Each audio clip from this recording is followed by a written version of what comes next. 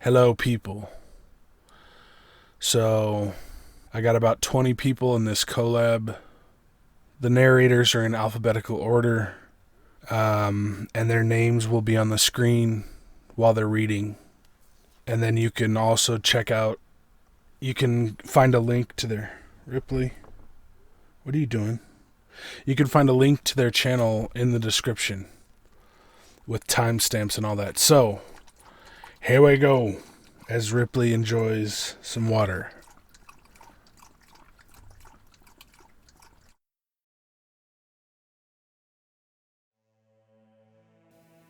This is still fresh on my mind, and every time I close my eyes, I'm able to see it. It completely throws my faith out the window and truly scares me to death. I just recently moved to Arizona.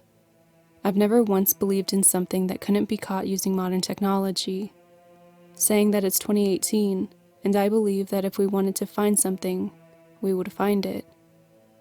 It was the eve of Christmas Eve, 2018. My friends and I live in Payson, Arizona, and we went out north of town about 5 to 6 miles onto a trail out into an area secluded from the rest of the town. It was quite cold that night. I was layered up pretty well. We were all set on building a bonfire and having a few drinks. I felt uneasy the whole drive up there. I'm a fan of nature. I've never been scared of the dark or being away from people, but that night made me feel very weird. It was eerie. I was setting up the fire, but the whole time I felt like I was being watched.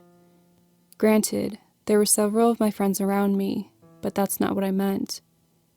I was being watched by something in the distance. But first, let me take this back a couple of weeks. It was the day or two before Thanksgiving. We ventured out to the same area to have a bonfire and drink. I didn't drink at all that night, keep in mind. I was curious to what the area around us was like, so while attaining firewood, I decided to go on a stroll past the bonfire just to see what I was up against. Before I could even make it out of the area, I noticed something moving behind a tree. I asked if people were commonly up here, and no one answered me. They kept drinking. My eyes did not leave the figure. Standing behind a decent-sized tree, I could tell it was bobbing its head back and forth, like a buoy in the water. I kept thinking, man, whoever this is stupid. I wanted to call out to it, but as soon as I opened my mouth, I couldn't speak. I felt weird. Then, whatever this was, shot out from behind the tree, running into the distance. I immediately fell on my ass, started backpedaling back on the dirt, scraping and cutting my hand as I do it. Everyone around the fire noticed me fall and started to laugh, and thought I was just drunk. I managed to get up and asked, "Did you guys not see that?" They looked at me like I was stupid. For the rest of the night, I felt on edge, always staying near the fire. Now back to December 23rd. Usually I don't drink.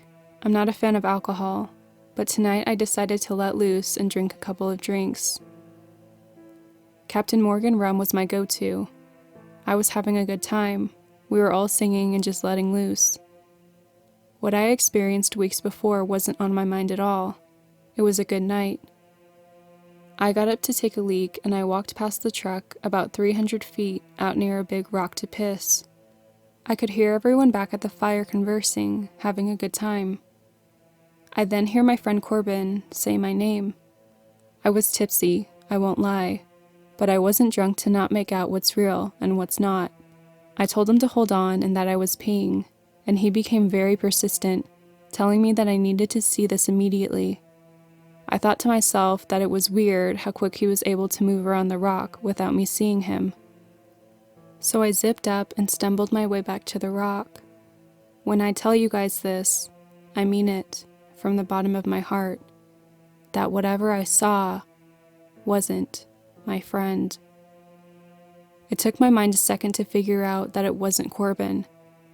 I'm glad I stopped and I didn't continue to walk towards it. It was a clear night, full moon up above, not a cloud in sight, whatever I saw, the moonlight radiated it.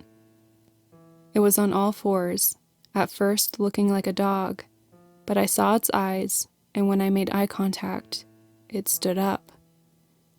Whatever it was had to have been at least 6.5 to 7 feet tall. I took a step back, and I saw its eyes clearly from the light of the moon. I began to sob. I am a Christian. I heavily believe in God, and what I saw, I thought it was the devil himself. I started to cry and I backed up, but every time I took a step back, it took a step forward. I wanted to call out, or scream, or do something, but I was so terrified that I didn't want to be taken, or worse, killed right there. So I dropped to my knees and started to pray. Apparently, it didn't like that, and it let out what sounded like someone groaning very loudly in annoyance, but had water in their lungs while they did it. At this point, my eyes were closed, and I was sobbing uncontrollably, praying for God to save me. I heard it crunch on foliage, while it made its way back into the woods. I sat there crying, and I got the courage to get up and run back to the fire. I fell about 20 feet by one of the trucks and started crawling.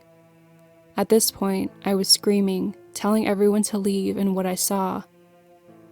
They were all over me, clearly worried, but at the same time, thinking I was drunk.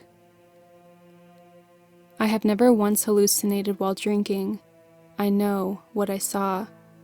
I was so petrified I believe I had a small seizure, and that instantly spooked everyone into leaving. My friend Corbin, as well as the others, kept trying to get me into the car.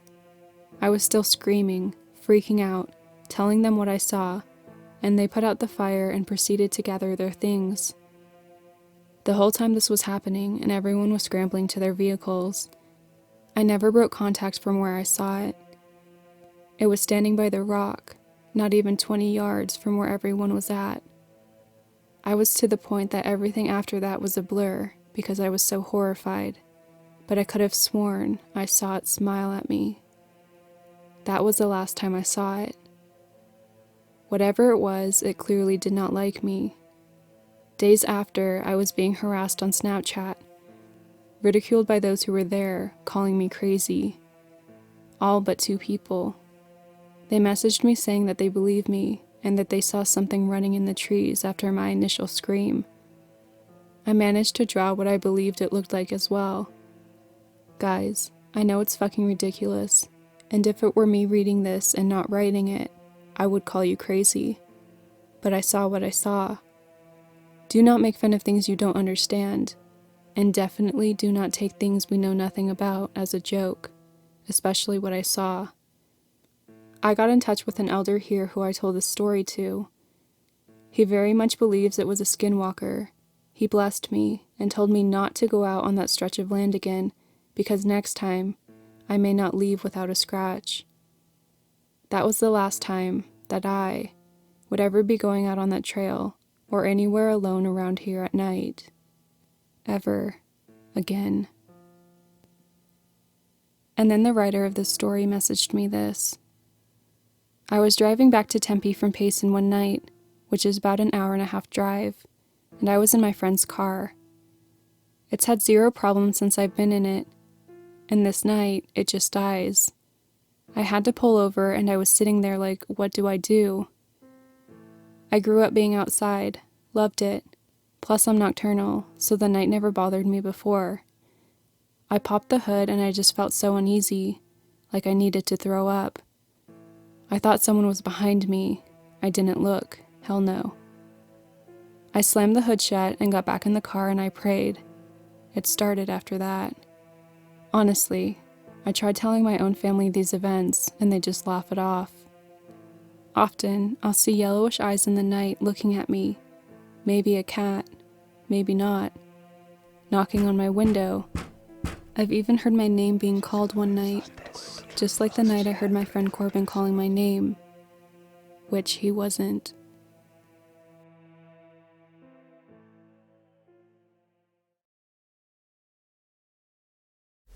We do not kill. Everyone in the Corps must abide by those words.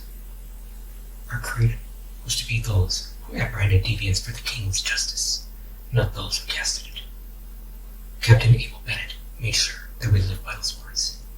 Even after our entire force's cyberization, we never forgot the first protocol we were issued, or, should I say, programmed with. There was indeed public outcry when all units were augmented similarly to drones. Society said that as long as we were service robots, we should behave as such. We mustn't be like humans. They viewed the humanity trait as a weakness in our programming, a limitation we must be without. It was because we're susceptible to emotion. Cases and people involved mattered to us far more than what our soulless counterparts would have been programmed to think. Even with all the safeguards in our software, when we got our hands on a criminal, we would be sometimes see red. How can such a vile human, one responsible for the misery and suffering of countless others, be allowed to live? In those times, it would be Captain Abel who got us through it all, reminding us of our duty and our greatest command. We do not kill. With his guidance and methods, we were able to work and solve the worst of crimes without ever breaking protocol. So imagine our surprise when Captain Abel was the first of us to be killed. Suspicion immediately fell on us, of course. The Corps was aware of how programming humanity into our code could make us vulnerable to violent outbursts and see Captain Abel as an obstacle to our work. But we did not kill Captain Abel. We never turned on our own, both by our design and loyalty. We spent every waking moment tracking down his killer, and after months of defying our superiors, we pinned him. His name was Connor Ain, a business partner in the Corps who had ties with the top brass. While he was certainly someone no one would miss, he was an asset to the top, and as such, the evidence we had against him was scrubbed before his trial. And we saw nothing but red. We could have killed him when we walked into the precinct that day, but we didn't. We could have killed him while he stood on trial before the king's justices, but we didn't. We could have killed him as he walked out of the courtroom, a furry man, but we didn't. We could have killed you when you walked home alone tonight, but we didn't. You see, Mr. Ain, the humanity in our code has a flaw. While it allows us to override certain orders that we deem unfit for present circumstances, it doesn't allow us to break our code. No matter how close we get, our operating systems limit us. As I said, Mr. Ain, we do not kill. But you will wish we had.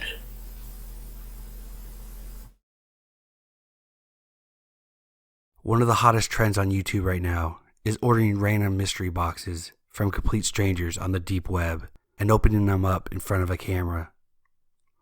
I don't know why I didn't realize a clear majority of these were fake and staged for the scare factor, but I didn't. I thought it was a great idea and hopped on the bandwagon to claim my YouTube stardom that I desperately longed for. For those who do not know a lot about the deep web, it's simply a part of the internet that isn't accessible from your basic Chrome, Firefox, or Explorer search engines. You must download the encryption program, Tor, and the Tor browser for starters. It's not illegal to access this part of the internet, but since this is anonymous, a great deal of illegal actions happened here. The possibilities are endless. So I grabbed my laptop, I've had since I graduated in 2011, and download the required programs. I prefer to use my laptop over my desktop in case of any viruses and such.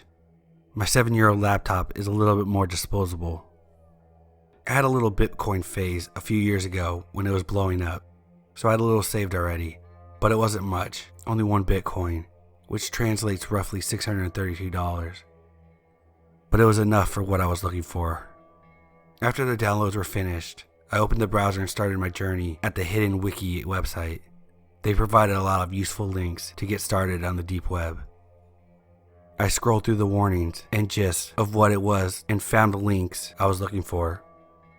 Almost forgot, I muttered to myself as I grabbed the duct tape from my desk drawer. I cut a tiny square piece off and placed it over my webcam. Call me paranoid, but I'd rather be safe than sorry. I clicked one of the first links and waited for what seemed like forever for the page to load. It was a very plain page with a list of popular websites that you could scroll through on the side. I continued to search through the web links until I found a page dedicated for mystery boxes. I wanted to find one around $500 so people knew I meant business on my channel. These were relatively small, staying around less than half a Bitcoin range. I was worried about being scammed, so I decided to continue my search after a quick bathroom break. When I came back, I noticed the cursor was off to the side and was able to click on a link that must have matched my background color of the web page because I couldn't see it. In my curious state, I hit the link. I was taken to a pitch black page with a small white text near the top.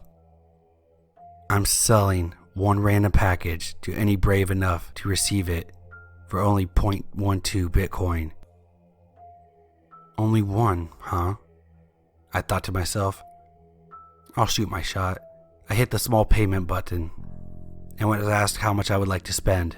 I entered 0.1 Bitcoin with my fingers crossed. The payment went through without any hesitation, and I was instantly met in a chat box asking where I'd like my package sent.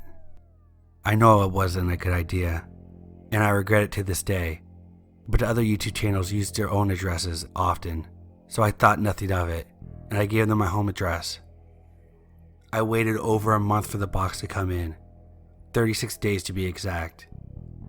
It finally arrived directly on my front porch and was wrapped numerous times in red tape. I set up my camera on the tripod and adjusted it to show me and the box on the small wooden table. I draped a sheet in the background so it looked more professional. I collected some gloves and scissors so I could bang the video out in one go. Hey everyone, welcome to tonight's vlog. Boy, do I have a surprise for you. I continued my open monologue, mentioning how I got the box and how much I paid. Without wasting further time, let's open this deep web mystery box. I grab the scissors and cut along the red tape. I make sure my gloves are tight, and I rip the box open. My brow furrows as I see just one book. Without saying a word, I take out the book from the box. I was really pissed. I spent over $600 on a book. Well, folks, looks like we got us a dud. These pages better be made out of gold. The outside of the book was old and tattered. It smelled of mildew and mold. I cracked the book open to the first page and glanced over the contents. It's an old photo album. Smells old and rotten. Look at these pictures. Show the camera a view of the page contents. It has 4 pictures on the first page, all labeled by days. The first picture said day 1, the second said day 2, and so on. The pictures were taken from an old Polaroid camera. There were pictures of airplanes, random suitcases, a couple of taxis, and some pretty shady motels. I continued flipping through the pages. Every day was a different photo, of nature, or of cars or trains. Day 18 held the oldest photo yet. It was just of a mask, handcuffs, a gag, and a bottle of some sort of drugs it looked like. These people have one hell of a fetish. I was trying to keep the video interesting. I zoomed into the picture with the camera so that everyone could see it. Around day 32, things started getting weird. There's a picture of a house, but not just any house. It was a house I grew up in, my parents' house. My hand covered my mouth as I gasped for air. How was this? I was unable to form a sentence. I'm at a loss for words. Day 33. I turned the page to see a man and a woman handcuffed and gagged. I immediately expel the contents of my stomach as I see it's my own mom's scared and crying face and my dad, face first in a pile of what looked like black tar. Day 34. The photo was taken inside of what looks like a vehicle. I focused my gaze to the dashboard. It's an old school photo of me, there in my dad's truck. Day 35. Another house, but one much smaller. The photo is too blurry to make out any details. My hands are trembling, and all I can hear is my heartbeat pounding in my ears. I flip to the last page. I immediately throw the book on the ground and run to the window as I jiggle the hatch frantically and throw it open. Without hesitation, I jump out and run to my neighbors. As I'm running, I turn around for a brief second. What I saw still haunts me to this day. A tall, hooded figure stood in my room, looking at me through the window. He stood there motionless, before lifting his hand and waving. I screamed for my neighbors, who hurried me inside and called the cops. I sat there and just cried. I cried out of fear for my life. I cried for my parents. I cried because it was all my fault. My lack of common sense got my parents killed, and I will have to live with that forever. If you access the deep web, do not release your personal information, even if people on YouTube do it. Most of it's not real.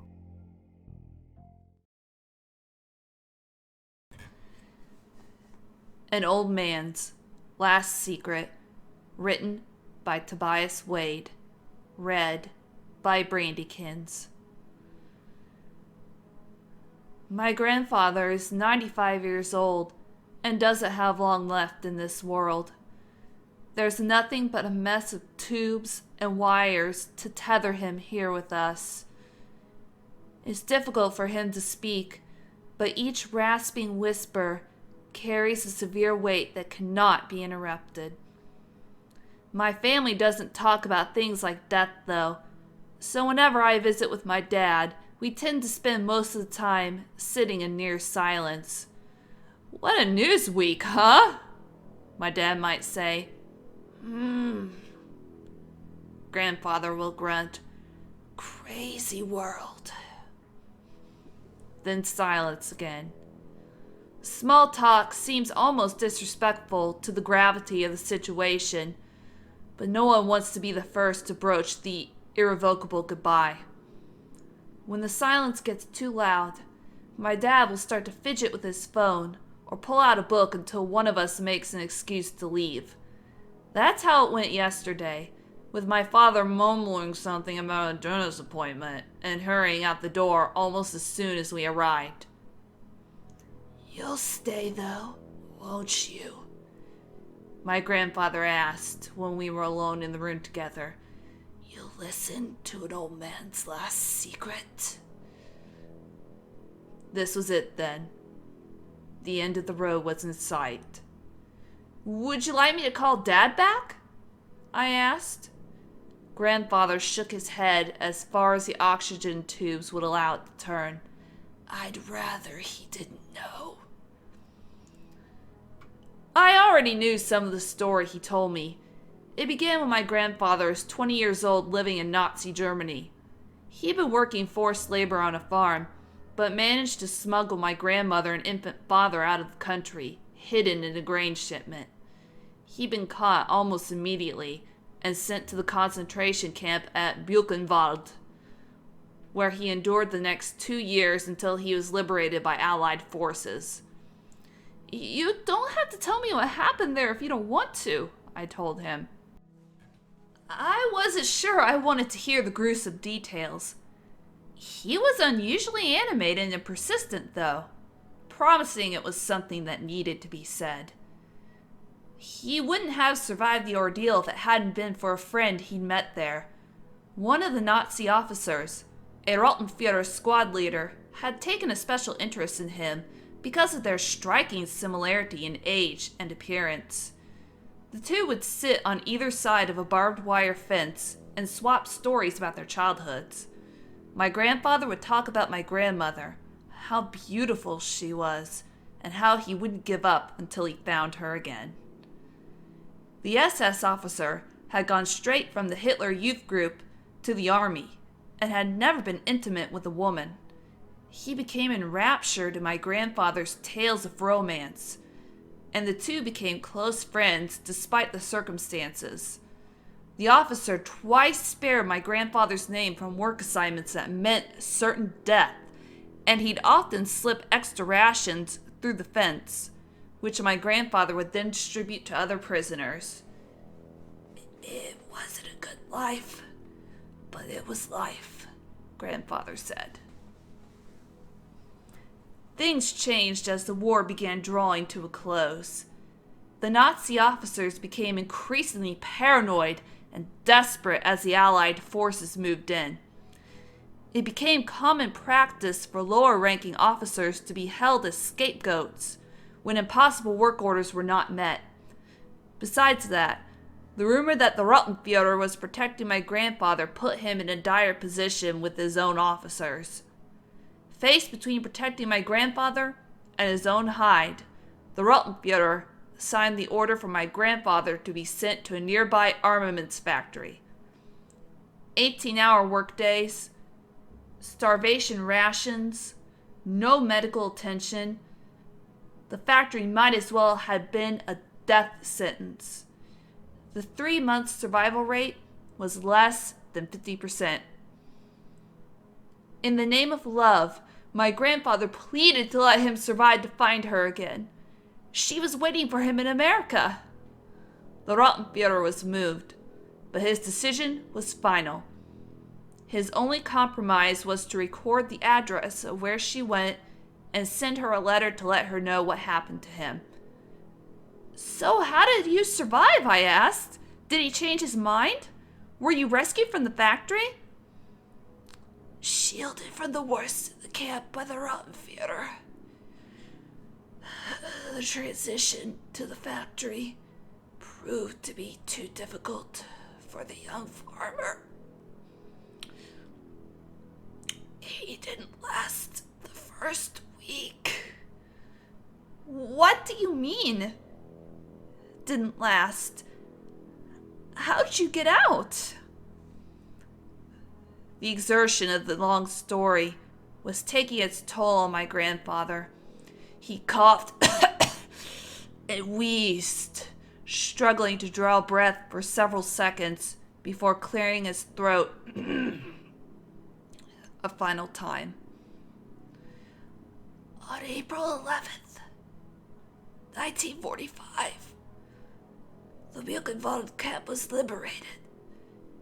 Many of the Nazis had already abandoned their position and fled into the country.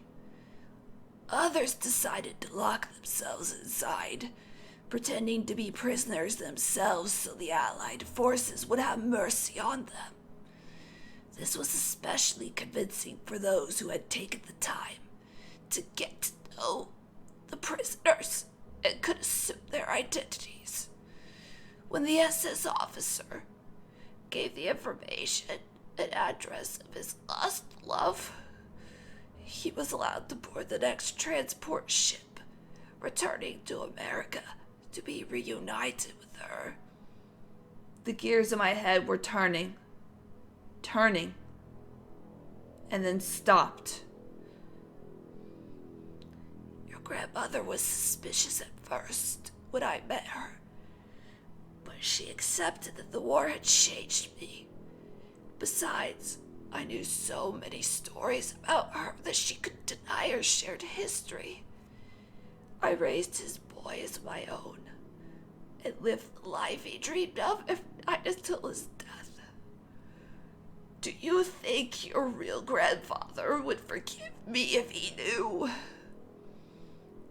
I didn't have an answer for him then, and I didn't get another chance. He died in his sleep that night, after a long and happy life that wasn't his.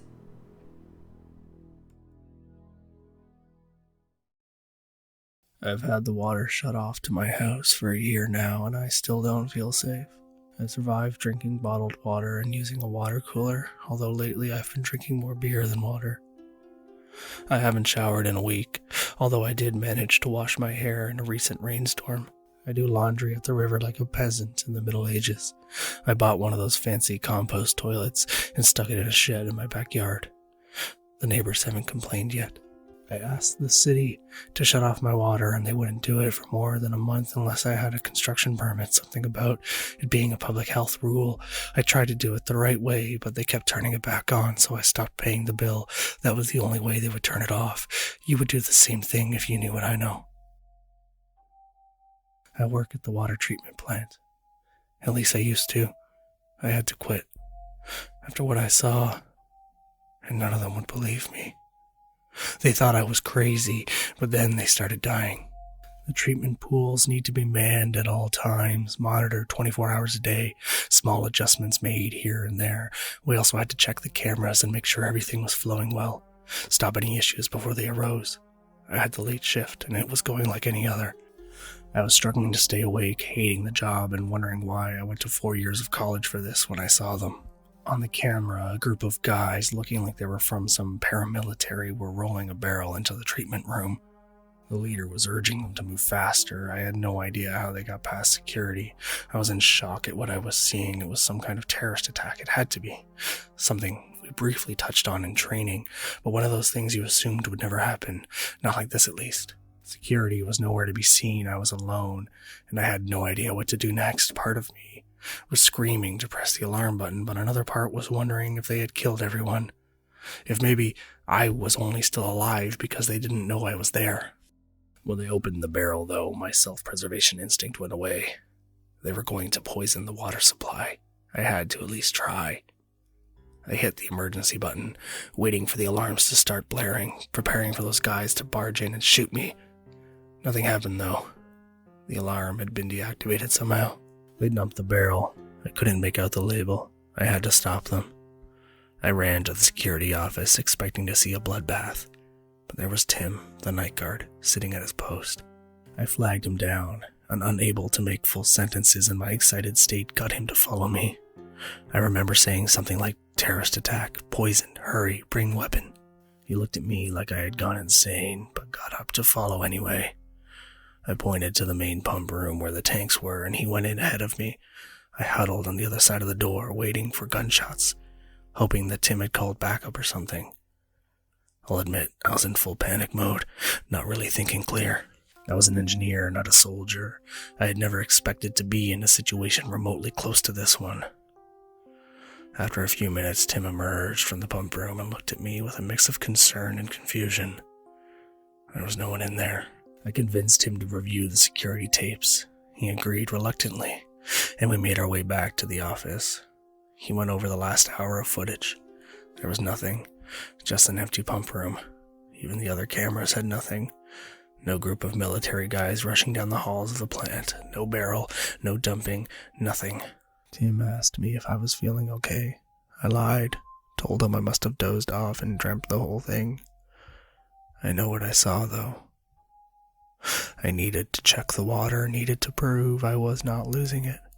I calmed Tim's fear for my sanity with a laugh and a shrug, a lame joke about needing more coffee and sleep, and then I made my way back to the pump room. I walked around the tank looking for a sign that what I had seen was real, looking for a trace, for anything, standing where they had been standing as they dumped the barrel. I saw movement in the water. Impossible. These were clean tanks, ready to be pumped to the city.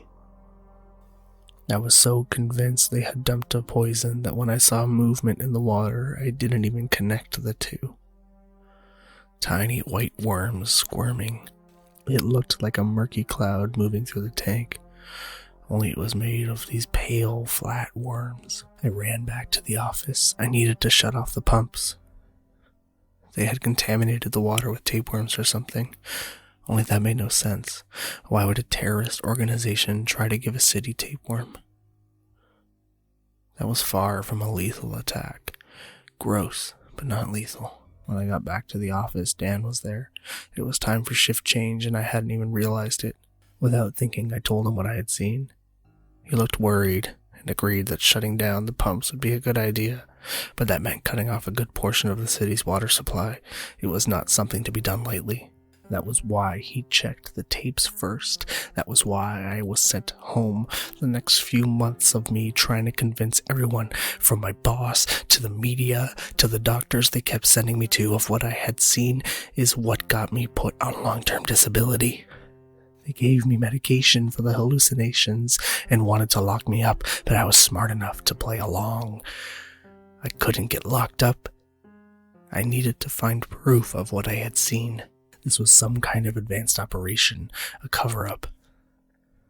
They had disabled the alarm button, so they had probably hacked the cameras. Lives depended on me getting the word out. Lives depended on me convincing them I was sane. So I pretended the meds were working as I dumped the bottles of pills in the trash. Thankfully, my doctors never contacted the city. I'm sure having my water cut off to the house would have been all they needed to commit me. I spent my days researching tapeworms, looking at water samples under a microscope, checking in with friends and family about any weird symptoms they might be having. I was too absorbed in my quest to notice when people started dying. The first deaths happened at the treatment plant itself. Staff were found with no signs of external trauma. Upon autopsy, though, it was found their brains were gone, skulls completely empty. I only learned of this later, after I broke into the hospital's records room. The doctors told the families that they had contracted a parasite that migrated to the brain, but I had never heard of a parasite that consumes the whole brain in a few days, leaving no trace. That was the oddest thing to me. That was what got me digging even deeper into what this could be, how it attacked people. The worms at the plant I had seen looked like tapeworms, but the dead bodies had no sign of tapeworm infection or any other parasite. The only reason the doctors thought it was a parasite were the marks left inside the skulls, like worm trails in blood and bone. It wasn't the first few deaths that caught my attention, though. I didn't even look into those ones until the children started dying at the school. It made the news, and that was what made me realize this was more than an act of mass tapeworm infection. In the space of a week, 10 children died, all showing no outward signs of trauma. It had to be connected to what I saw at the plant, so I started going through the obituaries. The children were just the last in a long line of sudden deaths. My latter escapade in the hospital room revealed that all these people died the same way. What the records didn't tell us was how sudden the deaths were, and that all the victims were found near a city water source of some sort. Most in the bathroom, but some by water fountains or in their laundry rooms. The records didn't indicate how sudden the deaths were. People were going from 100% healthy to being found dead in the bathroom a few minutes later. If I was smarter, I would have seen the connection. I kept testing the city water, gathering samples from public fountains, bathrooms, and friends' houses. There was nothing in it. No microbe, no parasite, no toxin, nothing. I still had the water on at my house at this point. I just drank bottled water and was careful not to get water in my mouth when I showered. I didn't know it was because I was so hyper aware of the water, or if I was just lucky, but I saw one. I saw it before it could get me. I had just gotten out of the shower and was staring at the tap when I saw a flat, white tendril slide out of it. I can't describe the disgust, the horror, the fear I felt in that moment. I backed into the tub as this flat worm kept sliding out of my tap, sliding towards me, reaching for me like an alien tentacle, like it could sense where I was even with no eyes or other sense receptors that I could see. The panic of a cornered animal overtook me, and I bolted for the door, dodging the tentacle before tearing the door open. It followed me, stretching out from the tap, chasing me through the house. I ran out the back door and into the shed in the yard, the near-transparent tentacle following me through the door. I closed the shed as tight as I could, not even noticing the cold of the spring morning on my towel-wrapped body, only aware of my fear and the monster chasing me. I saw it. Before I entered the shed, I saw that it was like a long hose or a wire leading back to where I can only assume was my bathroom. This was not just a small worm. It was either some impossibly long being or the arm of a much larger monster. That is something I haven't found out yet. Hopefully, when I convince people this is real and we manage to kill or capture one of those things, I can figure it out. The one that chased me gave up the hunt pretty soon after emerging into the outside world. I don't know if it was the cold, or maybe it was drying out, but it had to retreat into the moist and warm pipes. I didn't realize I was safe for a while, though. I was too terrified to look outside. It was the intense shivering from the cold that finally brought me back enough to peek through the small crack in the shed and realize that I was safe. I walked back into the house cautiously and slammed the door shut on any room that had a sink, or a tap, or any city water, giving the rooms I couldn't shut off a wide berth. I dressed as fast as I could, despite trembling and shivering, and then ran outside to the main water shut-off valve to my house. As I worked turning off the water, digging up the right size socket and torque wrench, my mind started to calm enough that I could make sense of what had happened. It was so obvious now. People were not being infected by this parasite. It was feeding on them, disappearing back into the pipes, like a mosquito flying off into the night, leaving only an empty skull as evidence it had been there. I don't know, and still don't know, how many there are. I don't know if there's one or two, or if there are millions. And based on what I saw in that water tank, I think the latter is likely the case. I can't be sure, though. There's a lot I still don't know. I don't know how they managed to infiltrate the skull without leaving any sign of outward trauma.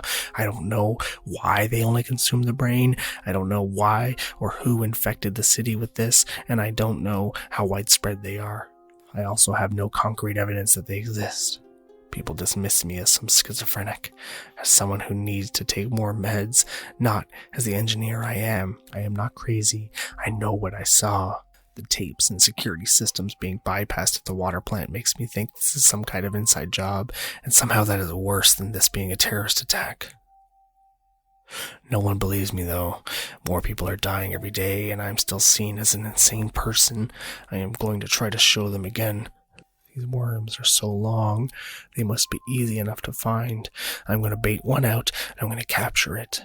They live in the freshwater system, so it's not as simple as going into the sewer and pulling one out. I'm going to have to film it and bring them a carcass to show them I am not crazy. That we are, in fact, under attack. That's why I'm writing this. As a warning and a memoir, in case I get killed by one of those things, in case they still push against believing me. This is a warning. If I fail to get them to step in and fight this, remember that the creaking in your pipes is not what you think it is. Stay away from the taps. The infection is spreading. Ever since I was little, the woods in my backyard seemed to call to me, asking me to come and play within them. But whenever I asked my mother or father, or even my friends' mothers and fathers, if I could go play in them, they would always give the same frightened look and say, "Those woods are not for children," and would suggest going elsewhere, like the playground. Even my friends didn't want to go when I asked to go secretly. I never understood why everyone seemed scared of the group of trees when they seemed to be meant for me.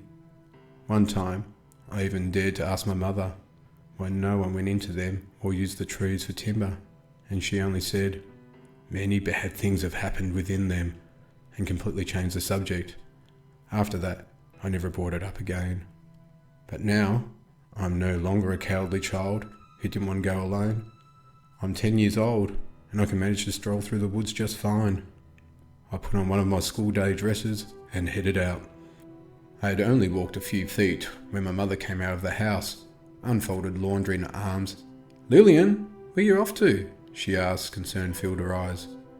"Oh, nowhere, Mother. Just off to, the school. Elizabeth wanted to play there." I made a petty excuse. "But the school is the other way." "You weren't planning on going to the woods, were you?" she figured. I stiffened as my lie had been sought through. "Oh no, Mother. It's just that I thought I left my bonnet out here." I pretended to glance around for it. My mother smiled in understanding. "I'm washing it now. You have to go without it." I pretended to look disappointed before waving goodbye and walking towards the school. When I was halfway there, I turned around and began walking home again. I was careful to avoid the windows when I reached my house. Before I walked any farther, I peeked into one of the windows. My mother was putting away the laundry in her bedroom, and it would be some time before she would be getting up and possibly glancing out of the window pane. I quickly strutted across the lawn to the edge of the forest. I could see the beautiful nature of it all, only a few feet in front of me, but the farther the forest went, the darker it was. I let out a small sigh before taking my first steps in. It was everything I imagined it to be, beautiful, natural, and exciting. I began giggling uncontrollably and running forward, dodging every tree, log and root. But my amazing new world came crashing down as I reached the darker part of the forest. It was really dark now, as dark as it was at dinner time in winter. I turned around to turn back, only to see I completely surrounded in the forest darkness. The lighted way I just came from has been engulfed with darkness. I chose the way that was most familiar looking and ran that way. I ran and ran, but the darkness never ended and everything looked the same.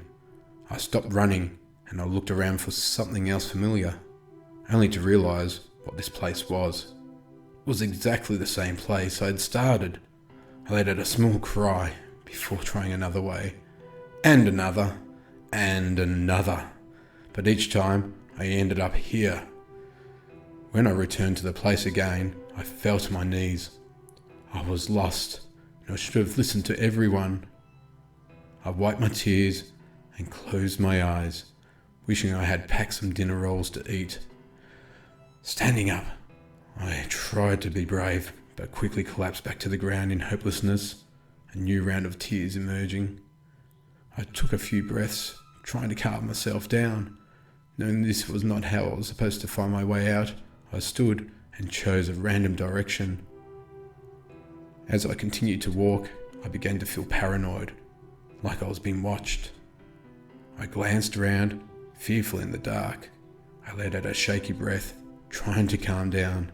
But when I heard movement behind me, I sprinted forward, dodging every obstacle like I'd memorized the way.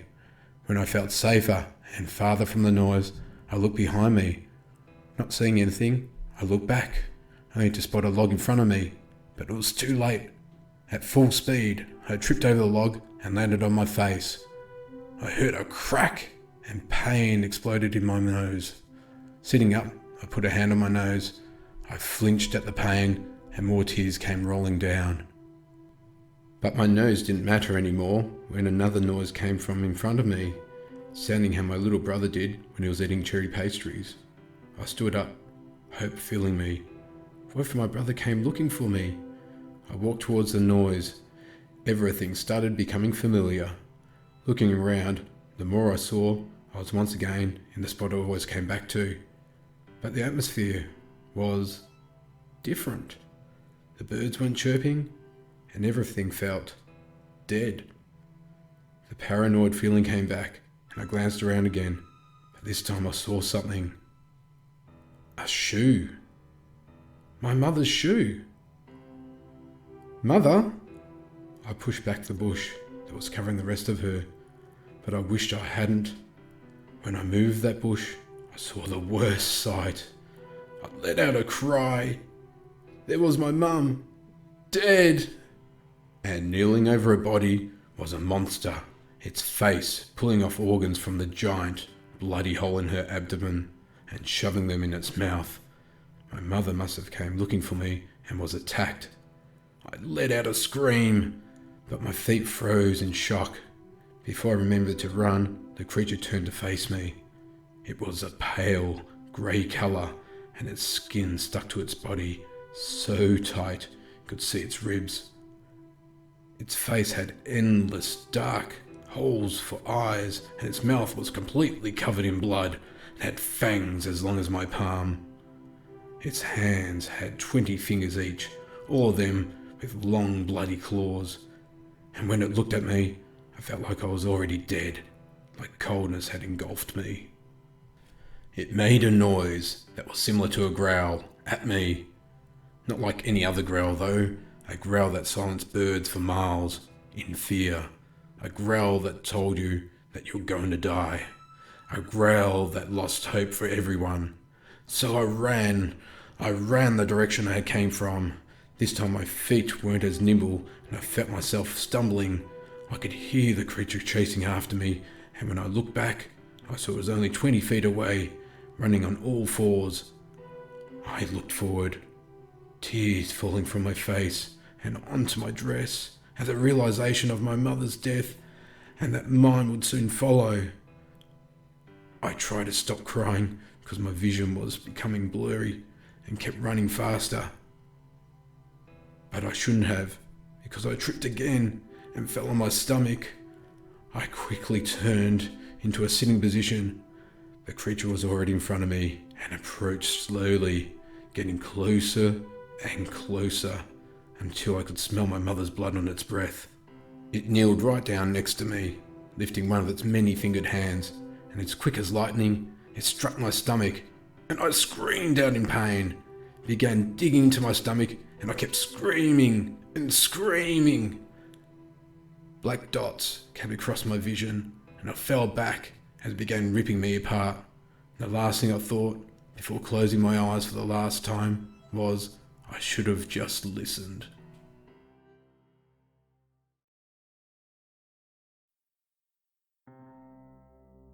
Fear of commitment. I have a deep, maddening fear of commitment. I tried to deny it, shove it out of my mind, talk myself down from it, but it's become inescapable. Standing here in the middle of the night, looking down at her, I'm aware of just how strong this fear can be. I just can't stand the idea of permanence. I love my girlfriend Ashley very much. She is, without exaggeration, the sweetest and most beautiful girl I've ever met, and absolutely the most important person in my entire life. So when she gave me an ultimatum on a summer night, I snapped to attention and listened. We had been dating for 3 years. Our relationship was strong, but every time the subject of moving in came up, I found some clever way to dodge it. Ashley wasn't stupid, of course.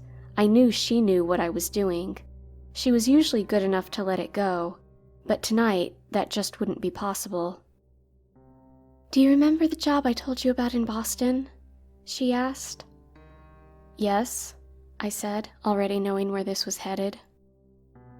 "Well," she took a deep breath, "they want me, really badly from the sound of it, and I want them too, Jake." "That's amazing," I said. "You know this is my dream job," she said. "I want it so badly, but I want you too." She began to tear up. In all the years we'd been together, I had very rarely seen her cry. It shook me.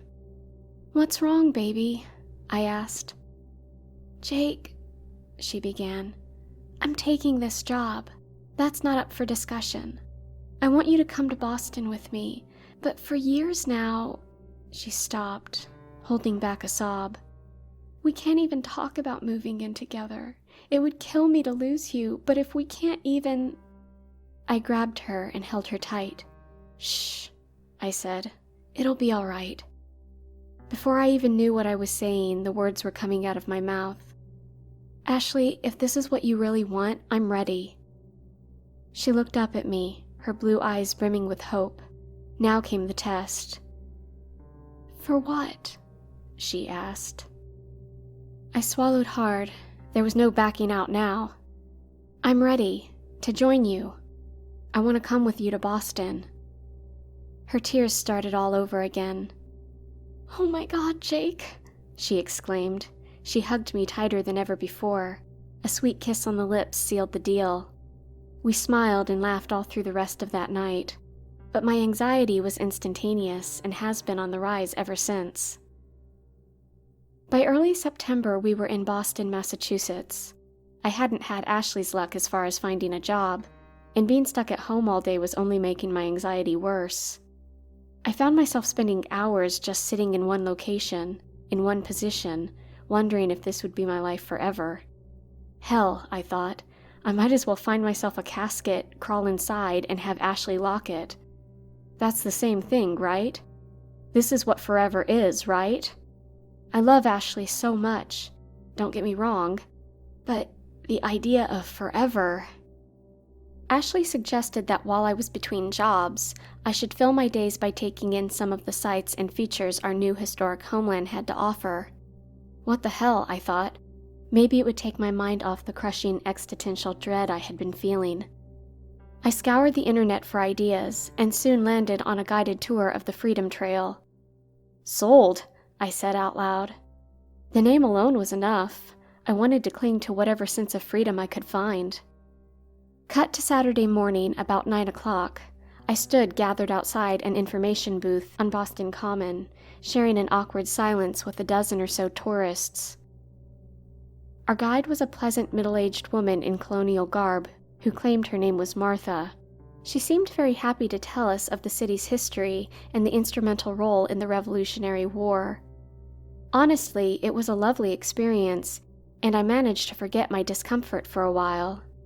That is, until we reached one of the city's oldest cemeteries. "This," Martha announced, "is the King's Chapel Burying Ground, the oldest cemetery in Boston proper. Some very important figures of the Revolution have their final resting place here." The words made me uncomfortable, but the information was undeniably interesting. "But," Martha continued, "there is one grave in particular that I think you'd like to see." She took us on a winding path directly into the center of the graveyard, right up to a tiny eroded borderline crumb of a tombstone. Had I been here on my own, I would have passed it by without a second thought, but what Martha said next has been burning in my brain ever since. "This is the grave of Arabelle Johnson. Hers is, as far as we can find, the oldest grave in the cemetery. She died in 1630, just 10 years after the Pilgrims landed on Plymouth Rock, and has been resting here for nearly 400 years. My heart raced. My brain was filled with terrors I had never previously imagined. This grave, this dead woman, for 400 years they had been undisturbed. She was meant to lie there forever. The earth above her untouched, her coffin unopened, her human form never to be seen again by anyone's eyes. That idea of eternity was so startling and unsettling. It made my fear of moving to Boston with my girlfriend seem like child's play. I was overcome with panic. My extremities flashed hot and cold. I had to escape. Not caring if I made a fool of myself, I turned tail and ran from the cemetery and didn't stop until I reached the train station. Later that night, when Ashley had gone to bed, I waited until I knew she was asleep. I then got up, rummaged through our things for a shovel, and headed out. I can't quite explain why I did what I did. I'm not proud of it. It wasn't any kind of sick desire to see a dead body or anything. It was a need to disrupt the horrifying eternity of the situation. Wandering through that land of death, seeing all the tombstones practically laughing at me, taunting me with visions of permanence, of forever, it only strengthened my resolve. Now standing over the bones of this poor woman, remains which were never intended to be out in the open air again, a mix of emotions rushes through me: shame, disgust, horror, excitement, freedom, peace. It's unconventional, certainly, but I think I finally found something that puts my fears of commitment at ease, something that calms me and helps me put everything into the proper perspective. And the truly lucky thing is, if the anxiety ever flares back up, there are plenty of centuries-old graves in this great old city.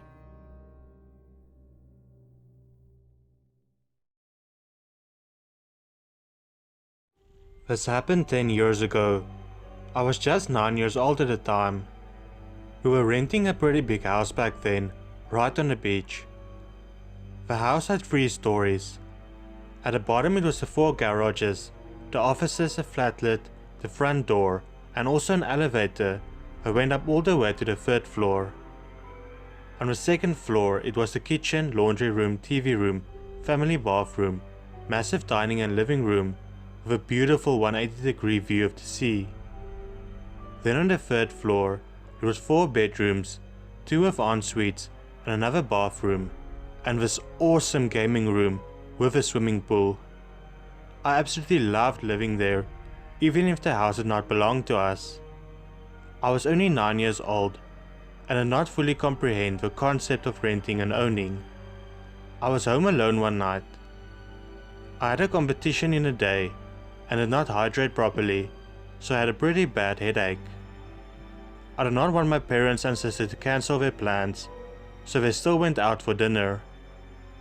I decided to listen to some music, but when that got too bad, I put out all the lights and climbed into bed, hoping that when I woke up, I would feel all better. That was not the case though. I woke up suddenly. What would have woke me up, I thought to myself. Figuring it was nothing, I tried to go back to sleep. A massive banging noise came from downstairs before I could though. I could immediately tell it came from the front door. Angry screaming ensued. It sounded like two men trying to break into the front door. They were screaming to be let in, but something was off about their voices. I could not figure out what though. Why they were screaming was something else confused me.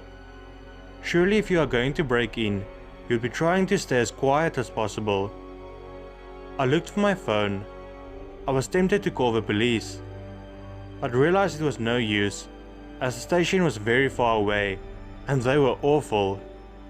It was a small town, and nothing ever happened, so the officers were never ready for in case something does. Instead, I called my dad, trying my best to stay calm so he could understand everything. Luckily he did, and said they were on their way. Next to the steps, there was a massive gate, so no one could get up there. So I did not worry too much, but I was 9 years old and was still pretty traumatic. I screamed when I heard a door give way. I rushed to the gate to make sure it was locked, and thank goodness it was. I went to sit in my bedroom doorway, pretty much out of sight, but I still wanted to hear when my dad came. I then heard the elevator door open on the ground floor. It then hit me. They can come up the elevator and then I don't have to get through the gate.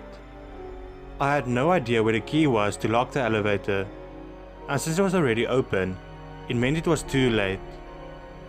I ran towards the pool table and jumped under it.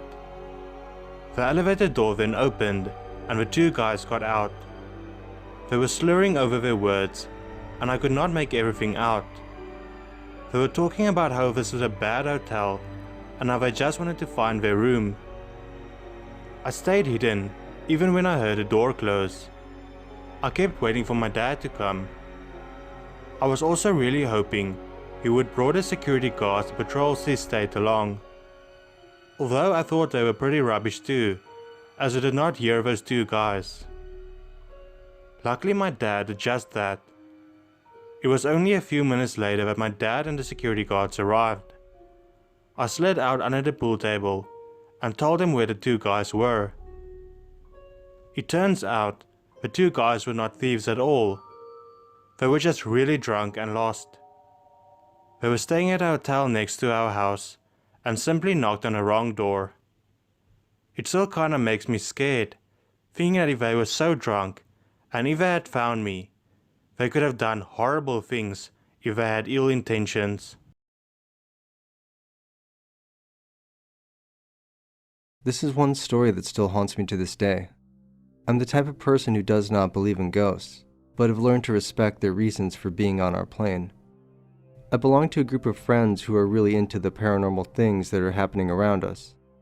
Being in this type of crowd, I could not help myself in believing this as well, with the way they tell their stories, and being dragged into opening my sixth sense.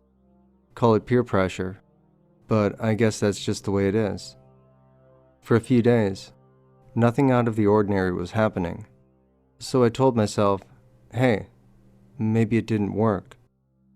Given the fact that I did not believe in those types of beings, I thought perhaps the ceremony had no effect on me. Then it happened one night. I woke up in the middle of the night and wanted a glass of water.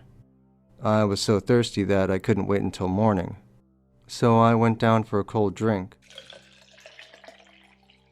After filling my glass with water from the container, I closed the fridge's door. Standing beside me was a white figure with bloody red eyes. I was so scared that I dropped the glass. Then I closed my eyes and prayed. When I opened my eyes, there was no one there, so I figured it was just my imagination. So to help me sleep, I had the great idea of watching TV to help me doze off. So I got the remote and pointed to the direction of the television. Before I could even turn the TV on, I saw on the black screen that the white figure was standing behind me, with a big grin on her face together with her bloody eyes. This was the last straw. I ran up to my mom's room and slept beside her until morning came. The next day, I asked the group to take their so-called gift from me, because I could not take it anymore, and because I never wanted to see that white figure again.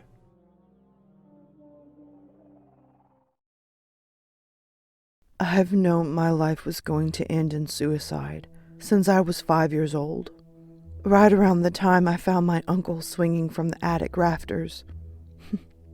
To say it messed me up is a gross understatement. For years, I actually thought that's just how people die. You live long enough and are then obligated to take yourself out to make room for younger generations. Growing up with an abusive grandmother didn't help.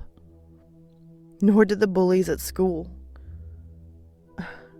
I think the only reason I lived past high school was my terrifying fear of the unknown.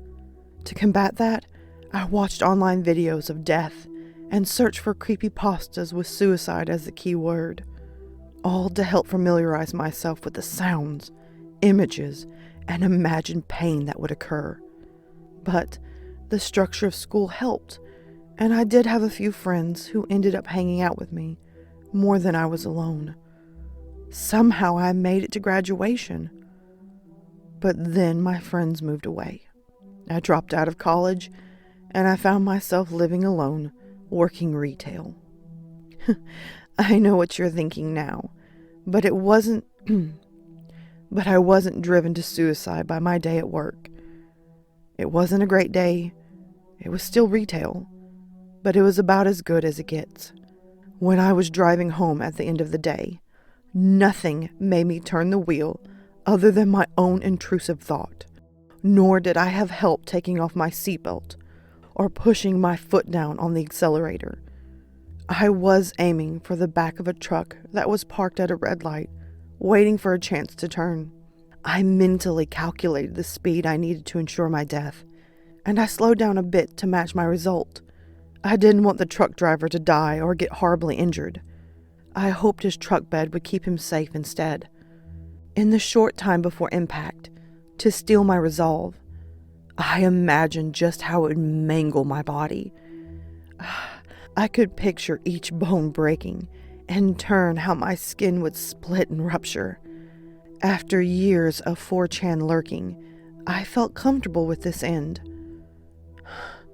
To my horror, the truck suddenly peeled forward. Maybe he had glanced in his rearview mirror and saw that I wasn't going to stop. Or maybe he was just showing off his surprisingly powerful truck. Either way, he was gone in a flash, and I found myself hurling towards nothing. I then hoped I'd get lucky, and a T-bone from another car would finish what I'd started. Instead, the light turned green, just as I approached the intersection. Numb at my bad luck, I blew through the intersection and jumped the curb into a Swift Ease gas station. The curb popped my tires, and it took a lot of momentum away, but I still hit that gray sedan hard. What happened next is kind of confusing, but I've thought about it a lot, and I think my car was mostly standing up on the front two tires when it crashed head-on. I feel like I fell down through my windshield, but only after it had already been shattered, denying me death again. I landed on my back, half in his windshield and half on top of his hood, he being the owner of the gray car. A perfectly ordinary-looking middle-aged bald man. His car had been pushed back some distance, and I could only smile while looking up at his shocked expression. Well, the shock didn't last long, though, as he started to scream obscenities and roughly grab me. With little effort, he lifted me high above his head and slammed me to the ground. Before I hit, I could already feel my mouth filling with blood. After I hit the concrete with a sickening wet slap kind of sound, I didn't feel much of anything. I assumed this was now to be my end. The victim of road rage. Or parked rage, whatever. Yet, the mad driver ignored me as soon as I was out of the way, and he spent the next few minutes pushing and pulling the remains of his windshield out of his car. I took this time to use his car as a makeshift ladder to stand up. Feeling was starting to return, and I was finally beginning to regret my impulsive attempt at self-destruction. I had many lacerations, some of them quite deep. From the extreme pain that just breathing was causing, I could tell a few ribs at least were broken. I leaned heavily on the car as I worked my way towards the back and paused only to admire my reflection in the back window. To my emo delight, I was crying blood. I had absolutely no pain at this point. I did know that I didn't want another body slam, so I continued trying to move in the other direction towards some hopefully more sympathetic onlookers. The trunk had popped open, so I looked inside just because that's what you do when you pass an open trunk. Looking back at me was a little blonde-haired girl in a dirt-stained flower-covered dress, bound by rope and gagged with a rag. Maybe it was the chemicals flooding my brain, trying to save me from the trauma already received, but I wasn't even surprised. Of course, the jerk owner of this car would be some kind of kidnapping monster. However, I didn't have a chance to react before said owner slammed the trunk shut and poked me hard with the gas nozzle to push me away from his car. I guess he had picked it up to return it, but he must have realized what I saw because he started spraying me all over. The pain where the gas met open wounds was excruciating. He very well might have been planning on lighting me up, then and there. I saw him reach into his right pocket for something when he noticed the growing crowd of witnesses. My briefly flying car had caused quite a stir. Instead, he put the nozzle up and pulled me in close. He acted like he was whispering something in my ear, but I heard nothing. I felt, however, a series of painful short punches to my chest. Then he pulled away and hopped into his driver's seat. I tried to warn the crowd. I tried to scream, but my lungs weren't working right. Those weren't punches. The driver had stabbed me with a short blade. Fresh blood poured down the front of my shirt. I couldn't fuel my voice with air to reach anyone else, not even the girl that was hidden just an arm's length away. But I could stumble. The driver was having trouble starting the car. I had time. I moved my left foot forward and then my right. I grabbed the back passenger door and opened it before the driver realized it needed to be locked. Again, I had no plan. I was really only hoping to make this murderer's life a little more difficult. He managed to start the car before I carefully eased myself in, but he needed to reverse out of my wreck's way. He did so with a simultaneous turn, and I felt myself flung face first into the back seat. The door slammed shut behind me, and the kidnapper kept driving. I sure showed him, I thought, just as he turned around and stabbed me a few more times. That's when I lost consciousness. I awoke to hearing the man screaming into his cell phone. Red and blue lights were reflecting in his mirrors, and on the car's ceiling. However, the driver didn't actually seem that concerned about them. Rather, he was telling someone about how expensive the car's interior was, and how the last thing he needed today was some loser crawling inside his car just to die. That's when I noticed the blood. I was still laying face first in the back seat, but enough blood had come out to create a pool on the floorboard near me. I felt like the tire of a car that had been driven too fast over a curb by a suicidal retail employee. A lot of me was now missing. With nothing better to do, I tried to get up, just to spread the gore around and really drive up this guy's cleaning bill. While failing to do much else, I did manage to turn my head high enough to notice a small skeleton sitting in the front passenger seat. It was turned around facing me. I initially thought it was a sick joke of the driver's, especially since the skeleton was roughly the same size as the girl in the trunk. But no, the skeleton raised a bony finger to its non-existent lips and then reached into the driver's right pocket. I know, it's probably was just delirium setting in, and I was reaching in there instead. But I saw and felt a skeleton right then. It handed me what it found there, a cheap yellow lighter. With all my strength, I flicked the striker on top and immediately felt the immense heat cover and consume my gasoline-soaked body. The whole time I had been lying there, fumes from my gasoline-soaked body had been filling the car. The skeleton had vanished in the fireball, but its job was done. I remember thinking that this wasn't a bad way to go, but right before I lost consciousness again, I had a better thought. No one was ever going to miss me. But at least this way, a girl was saved. Not a bad trade in my opinion. Of course, you know what happened next. Your police swarmed the car and removed all three of us from it alive. That gangster will be behind bars for the rest of his life.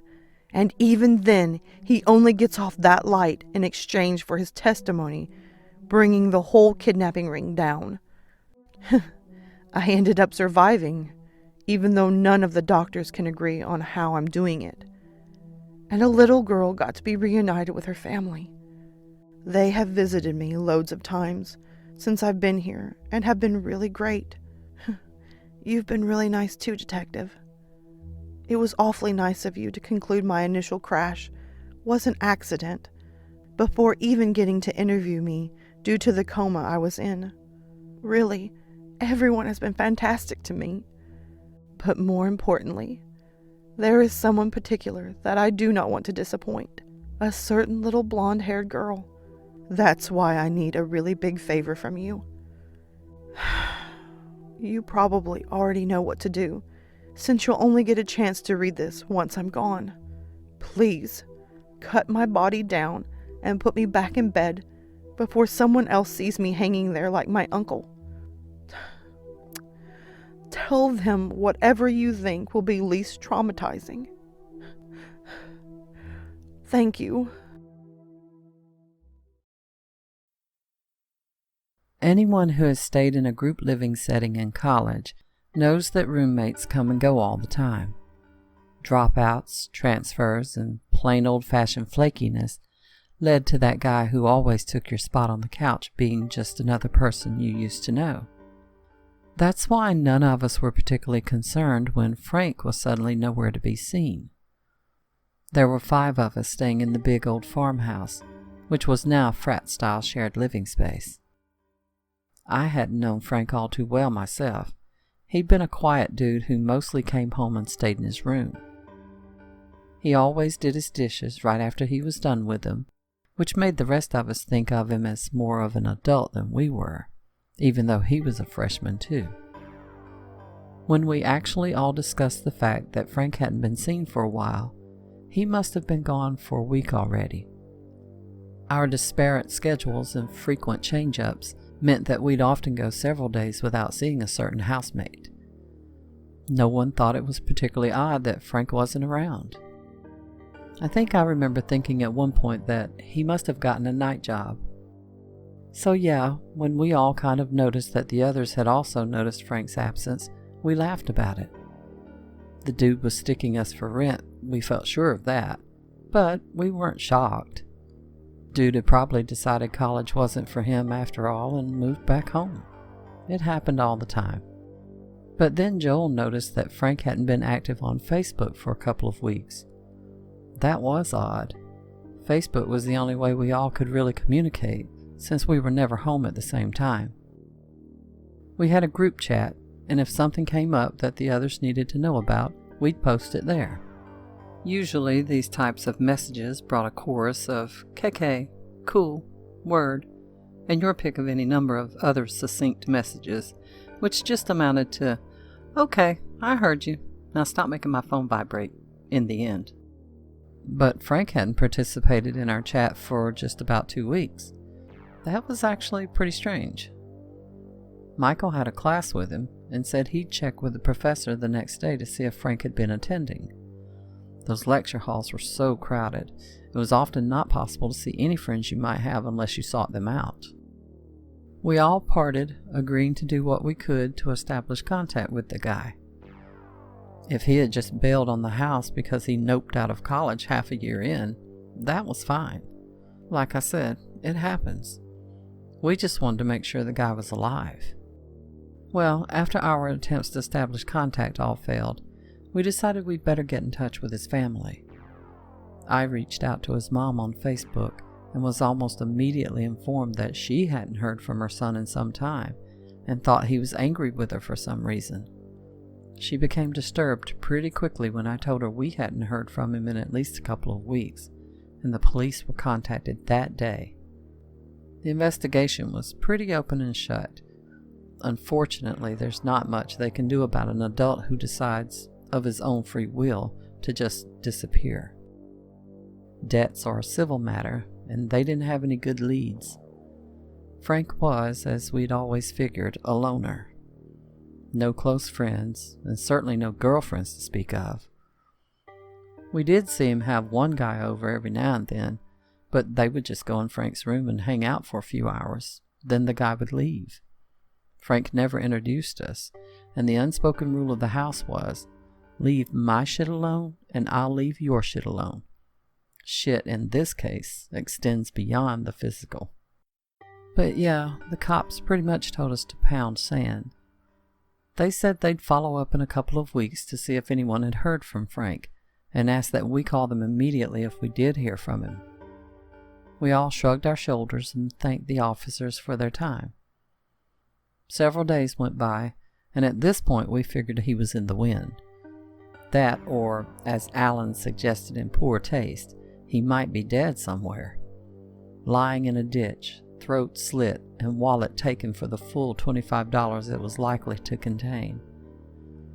They'd get some use out of his library card, maybe. We told Alan he was a dick, and he should keep shit like that to himself. Or better yet, don't think it at all. We asked his mom what she wanted us to do with his stuff. She told us that she didn't have any money to come get it. Frank had been attending on a full ride scholarship, and asked if we could hang on to it until she came up with the funds. We thought about it, but decided that it wouldn't be fair to ask us to do that. The room being occupied by someone who wasn't paying rent meant we each were going to be out another $200 each month. She understood that and asked if we'd be willing to sell a few of the items so that we could use the money to rent a storage unit for a few months. I thought that was fair, so I agreed to look at his things and pick a few things worth selling. I picked a couple things: a DSLR camera, a laptop, we backed up the data first, a mini fridge, and a game console. Nothing that we deemed to be crucial and irreplaceable, but valuable enough to make sure the storage unit was covered. As we were moving Frank's things out of the room, I realized that the couch he had in there would be an upgrade from the one we had in the living room currently. The guys all agreed and thought it was only fair since we were going to all this trouble for a guy who was stiffing us out of hundreds of dollars. So we put our couch into his storage unit and his couch into our living room. Don't get me wrong, the thing was not a nice couch. It was musty, smelled of beer, cigarettes, a hint of piss, and more than a little bit of old food smell. But it was better than ours. After that, the room was empty, and we were posting ads around campus, on Craigslist, here on Reddit, and just about everywhere else so that we could get that vacancy filled as quickly as possible. We had a reasonable candidate just about a week later. He started moving in that following weekend, and he seemed like a good enough dude. Low-key, not a partier, the kind of guy we wanted. We were in college and having fun, sure, but us guys in that house were of a more serious bent and were looking to make things happen for ourselves. That's why no one was home that Sunday except for the new guy. His name was Larry, by the way. Tall guy, athletic, good tan, definitely a ladies' man. We'd talked to him about that. We were okay with having girls over, of course, but nothing that became a nuisance. Apparently, he decided to test that theory that very first Sunday. His girlfriend insisted on coming over to see the new place he'd be staying, and from what he later told us, she was all over him as soon as she realized no one else was home, or going to be for quite some time. They started making out in his room, and he got up to close the door. She asked why he needed to bother, and he said it was a force of habit or something. She told him that habits are fun to break, and insisted that they take things downstairs. Clothes were shed along the way, and the intrepid lovers got down to business. In any case, they proceeded to have sex upon any and all surfaces available to them. We'll skip the details, but the end result is that the couple, well, they found Frank. During an attempted display of power, Larry lifted his girlfriend off of the table they'd been copulating on and carried her over to the couch. He then turned around and plopped down with her on top of him. The force of this plop, as well as their combined weight, was enough to lead them to the gruesome discovery. You see, as their weight came down, they felt something pop and were immediately overcome by an unbearably awful stench. The girl screamed, and Larry jumped up, so overpowered by the odor that he dropped her to the floor. He then turned around and looked at the couch. He told us later that his first instinct was that the couch was a pullout and he had broken it somehow. But the smell, oh my fucking God, that smell, made him realize that this was something else entirely. While his girlfriend was vomiting on the floor, Larry pulled back the couch cushions and nearly jumped out of his own skin. Staring back at him from the left end of the couch was the mutilated, rotten face of Frank Hotchkins. Encased in a thick rubber body bag, Frank had apparently been undisturbed by single individuals using the couch for the brief intervals we did while we were between things to do. But the force caused by primal needs of our new house guests had caused the gases from Frank's rotting corpse to rip the bag open. Larry promptly vomited all over himself, his girlfriend, his clothes as he stumbled his way back into them, and the phone as he called 911. He described the scene to us and said that it was burned into his eyes and that he saw it every time he closed them. Frank's face and chest were a disgusting bloody mess. There were lacerations all over him, and one of his eyes had been gouged out. The body was in what was described as an advanced state of decomposition, and the police said they had never seen anything like this before. The rest of us trickled home at random times throughout the night and were astounded to see that there were police surrounding our house, crime scene tape in front of our yard, and a local news van parked on the curb. Needless to say, I was completely fucking shook by this whole thing. I'd sat on that fucking couch. I'd eaten on that couch. I'd fucking jerked off on that couch once. What the fuck? This new lead gave the police a whole new avenue of investigation, and they pretty quickly figured out what had happened. That guy who we'd seen Frank have over? That was his heroin dealer, apparently. And Frank had gotten in pretty deep. Toward the end there, he had been skipping classes, not eating or sleeping, and apparently was also suspected of shoplifting. Anyway, the heroin dealer had come to collect in the middle of the night, and ended up killing him during the altercation. He said the body bag was something he found in Frank's room. That made some sense. Frank had an internship at a body harvesting place. The bag was found in the closet while he searched for a blanket. He stuffed the body into the bag, and the bag into the old broken couch, replaced the cushions, and then he just dipped out. Said he figured they'd pin it on one of us. The guy was really smart, you could tell. Now, I will tell you this because I'm sure you're wondering. There was a fair amount of questioning as to how we all missed this. The answer is fairly unsatisfying, but true. Because we were all extremely busy college kids. We were running around and usually not even home most of the time. Alan claimed he had only sat on that couch once, and it was when we had first brought it down. I'd sat on it a number of times, and as horrifying as it is to say, I definitely thought it was a strange couch. It seemed to be cushioned in a weird, airy kind of way. Yes, I can distinctly recall thinking that. Jesus fucking Christ, right? That said, it never occurred to me that something was wrong. I never felt like I needed to investigate. It was very common to smell weird and often disgusting things in that house. We were 5 guys, after all, and I don't know whether I should be thankful or not, but that bag was the real deal and did a lot to contain that smell. I never even caught a whiff of something that made me think, that's a dead thing. Personally, I'll spend the rest of my life thankful that I'm not Larry, and I don't think I'll ever feel the same way about sitting on a couch.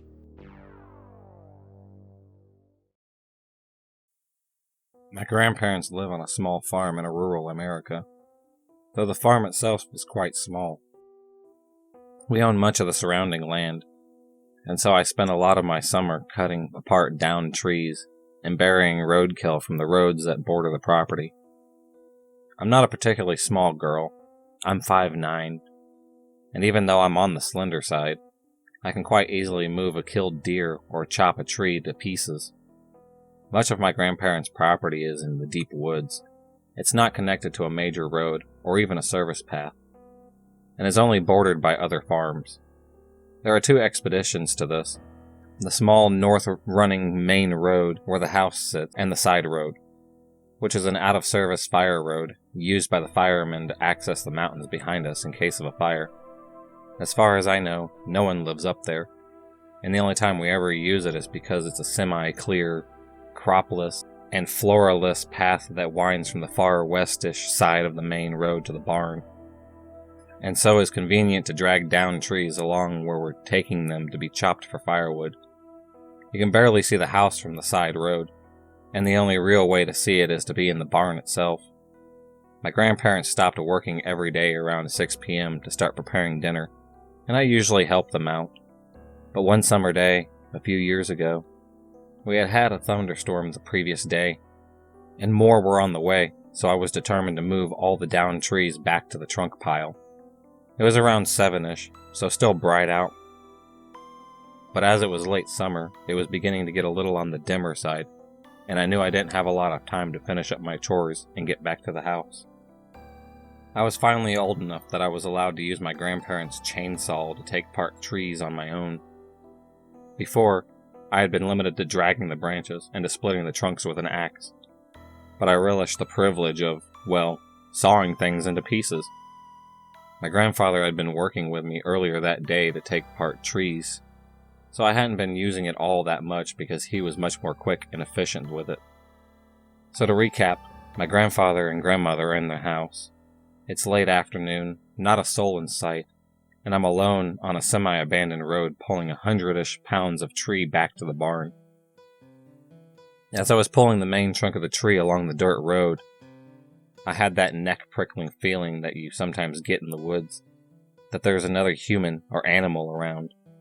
Now, our property woods line up pretty well with another farm's woods, and those farmers had kids around my age, so it wasn't unheard of to see them tromping around in our woods, especially during hunting season. But as I said before, it was summer, which is nowhere near deer season, or any other animal season. As a matter of fact, I'd seen coyotes and occasional bears in the woods, which is why we frequently carried firearms if moving around at night. But bears aren't usually out during the daytime, and coyotes are usually wary of coming near our land anytime we're even close to the day because of our big, black schnauzer named Mountain, who was inside at the time, eating the scraps from the food my grandmother was cooking. So I was a bit nervous. I knew that if any animal came to me quickly, I'd be totally screwed. because while I pulled a tree trunk at walk pace, there was no way in hell I would run with one, and it was strapped across my chest pretty tightly. Still, I picked up the pace, thinking to myself that it would be my last drag of the day, and I would go inside soon. I came around the corner to the barn, quickly unhooked the chains from my chest, and rolled the log into the pile of its fellows.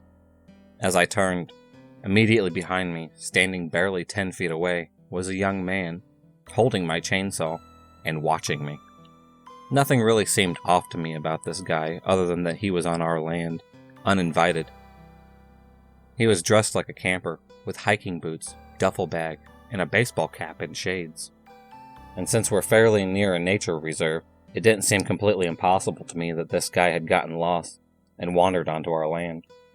Like I said, there was a fire road leading up into the mountains that I had just dragged a log for half a mile on. Conceivably, he would have walked down on it. He said his name was Alan, and that he had seen me when he was hiking from the hill behind and above me, and had seen that I had left my chainsaw behind. He had waited a while to see if I was going to come back, but after 15 minutes of watching the sky darken, he had decided to return it so it wouldn't be out in the coming storm. I was quite pleased. It was the first time my grandfather had let me finish up a tree clearing on my own, and I would have been seriously embarrassed if I left his tools out to rust or vanish in the mudslide. Alan asked me where he was, and whose land this was, and cheerfully offered to help me stack up the rest of the logs and pull a tarp over them so that the rain didn't bother them as we talked. Me, being friendly and quite relieved to be done with my work for the day, chatted about my grandparents and our land, and mentioned that they were both in the house, and that I'd have to head back soon if I wanted to get home before dark. He seemed quite sad about that, and said that he was lost and needed to get pointed back towards the trail, and I was more than happy to show him the way back, since I no longer had my load. He had saved my ass by returning the chainsaw, and because our personal paths through the woods are quite twisty, just as we were finishing up, we heard a loud bang from the barn, and Alan looked really nervous. I laughed, trying to reassure him, saying that my grandfather was probably still in the barn, and had dropped something. I turned to look at the barn, trying to see him inside, and my grandfather came out from the barn, calling to me. Before he saw me standing there, he then came over to me, scolding me for staying out so close to dark. I apologized, explaining that I had wanted to finish up, and had almost forgotten the chainsaw, but a nice hiker had brought it along to me, and dropped it off. At which point I turned to gesture to Alan, who was now gone. My grandfather came up beside me, and looked at me with a funny look on his face. He asked me why I didn't remember that he had brought the chainsaw back to the barn with him, instructing me to finish carrying the logs back before the rain came. He told me that since there had been a flash floods the night before, and were scheduled for upcoming nights, that no park ranger of the local park would have let hikers into the area because of how unsafe it was. We turned to look back at the place that Alan had been, and at the duffel bag and chainsaw, both of which had been left behind. Upon inspection, the chainsaw was indeed not ours. It was the same brand, but far older, and the reddish flakes around the blades were definitely not sawdust. I prayed at the time that it was animal blood, since I do know some people use chainsaws to take apart dead, rotting deer before burial, or to make them more easily scavengeable for local animals. But in light of what was inside of his duffel bag, it seemed unlikely that there wasn't anything inside that bag you'd need for camping. Instead, inside his duffel bag was a tarp, several trash bags rolled tightly together, duct tape, condoms, zip ties, and a collapsible shovel. My grandfather took the duffel bag to the trash lot the next day, and we both decided that I would never be allowed out of sight of the house again without a rifle, and we would never breathe a word of this to my over-anxious grandmother. So, Alan, let's not meet again.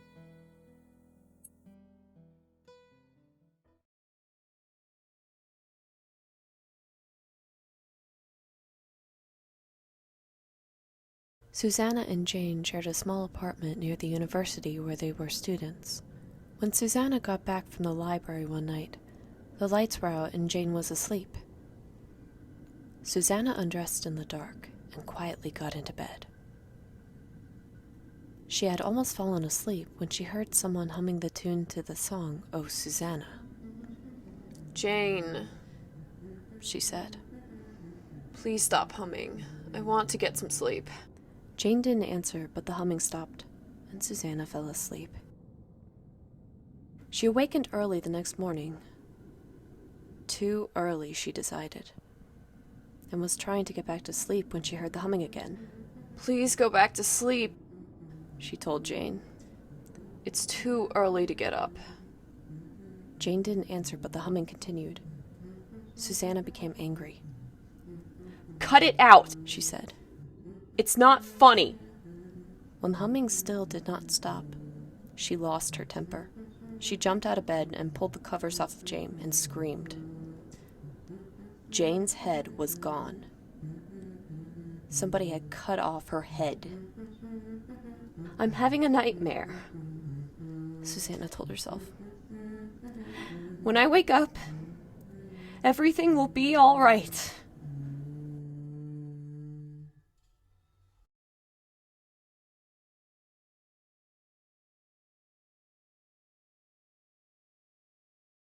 This happened a year ago in April. I was texting one of my friends. We were having one of our usual conversations. I had my window open because it gets hot here in Texas. When all of a sudden I heard what sounded like old-timey radio static, and I caught the smell of sulfur. So, me being nosy, I looked out the window and I saw this thing. It looked like a coyote, but wrong. It stood 7 foot tall with the yellowish, piercing eyes I have ever seen. So I locked my window up, and made sure everything was shut and locked. So in the morning, I texted my friend and told him what happened. He said it was a skinwalker. So he got one of his Navajo buddies to come over and bless me, the property, and the whole household. I haven't seen one since, thank God.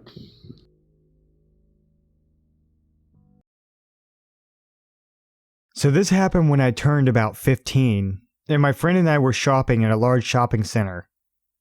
I suppose it would be called a mall in the US. We were on the top floor and heading for a lower level and decided to take the lift. The escalators would have been quicker, but the lifts are a novelty, being all glass. So we did it for fun and kind of to be lazy. So there we were with a few other shoppers, waiting on the lift, and I see this guy more or less dressed in beige, dark hair, medium build, about 40-ish looking. He was standing a bit away from the lifts, leaning over the railing looking at the escalators, and you know when you get that weird feeling. I felt like he was watching us, but I just think I'm being paranoid or dramatic, and I ignore it for a minute. So the lift is taking ages to get to our floor, and my friend and I are chatting away, and I notice this guy is now standing with us, waiting for the lift. These lifts are ridiculously slow, and this feeling of being watched by this guy won't go away. In fact, the feeling is worse now that he's closer. I've got this pit in my stomach, and I start to freak out a little. Just as the lift door opens, I decide last minute that I'm not getting on the lift with this creeper, and I take my friend's hand and walk to the escalators. She's confused, but I casually tell her that I'm not bothered with the lift. I just want to remind you that we are on the top floor, so there's about 6 escalators to take you down to the lowest level. We weren't headed for the bottom floor though. So now I'm happy, away from the creeper and heading for more shopping, when that feeling of being watched comes back. I get that weird reflex to look when someone is staring at you. I turn around, and to my horror, the creep is a few people down the escalator, glaring at me. What the hell was he doing there? The lift he was supposed to be waiting on arrived. There was plenty of room for him to get in. Why the hell is he on the escalators? So while I'm internally freaking out, my friend is oblivious, and I don't want to freak her out needlessly because part of me still thinks this is all in my head. We get down to the floor we want to be on, but I tow my friend to the next escalator and we keep going down. She's now really confused, and I tell her to follow me for a minute. So I'm trying to casually keep tabs on this creep who is still following us down the escalators. I honestly felt nuts because I really don't believe he was actually following us. But what if he was? We get to the bottom floor, and there's always crowds around that area of the shopping center. So I grab my friend's hand and run into a women's clothing shop. I pull my friend behind the rail of clothes and duck down, and at this point she thinks I'm completely nuts. But this is the methods I used before when I was being followed. I finally tell her I think someone's following us. We both peek over the rail, but she doesn't know what he looks like. And to be honest, she really doesn't believe me either. I swear I nearly had a heart attack with what I saw next. The guy walks into the shop, looks around trying to see over the aisles, turns and walks out of the shop. I don't know if you guys will agree, but that confirmed it for me. Nothing in my mind after this doubts he was not looking for me or my friend when he walked in. I told my friend, but because there was so many people around, she missed it. I don't think she ever believed me, but from that day, I always trust my gut. I am a certified nursing assistant. CNA for short. I've been attending to the needs of the elderly for over 5 years now, and I have seen some of the strangest behavior from the near dying.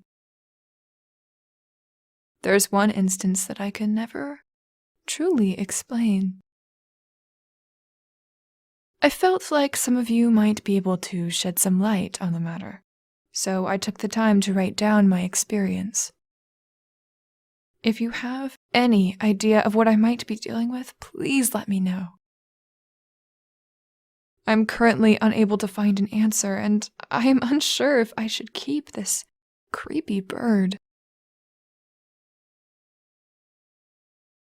Madeline Wright was 92 years old.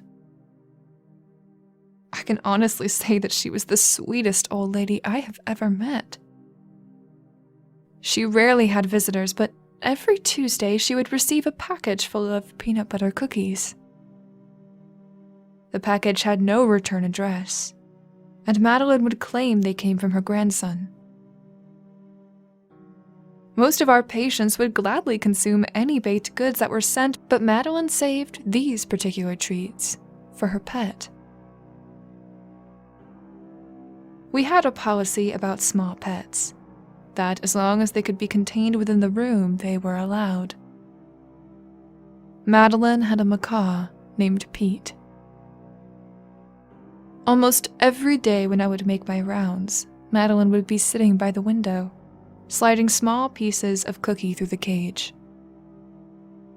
Pete would nibble them and squawk in appreciation.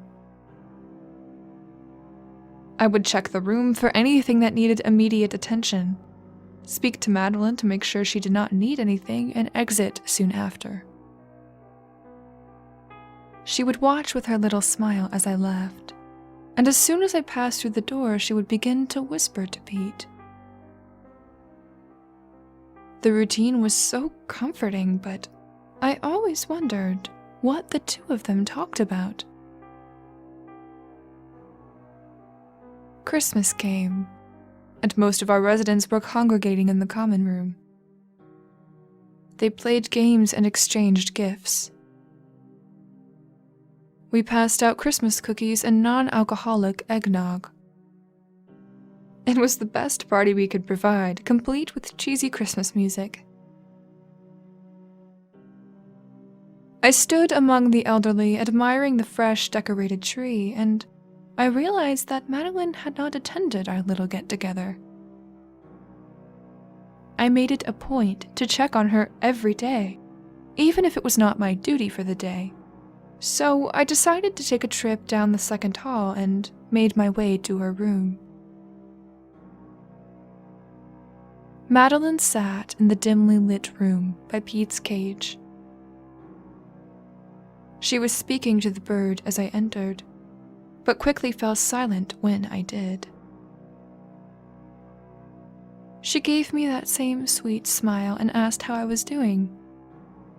I assured her I was fine and asked why she was not participating in the festivities.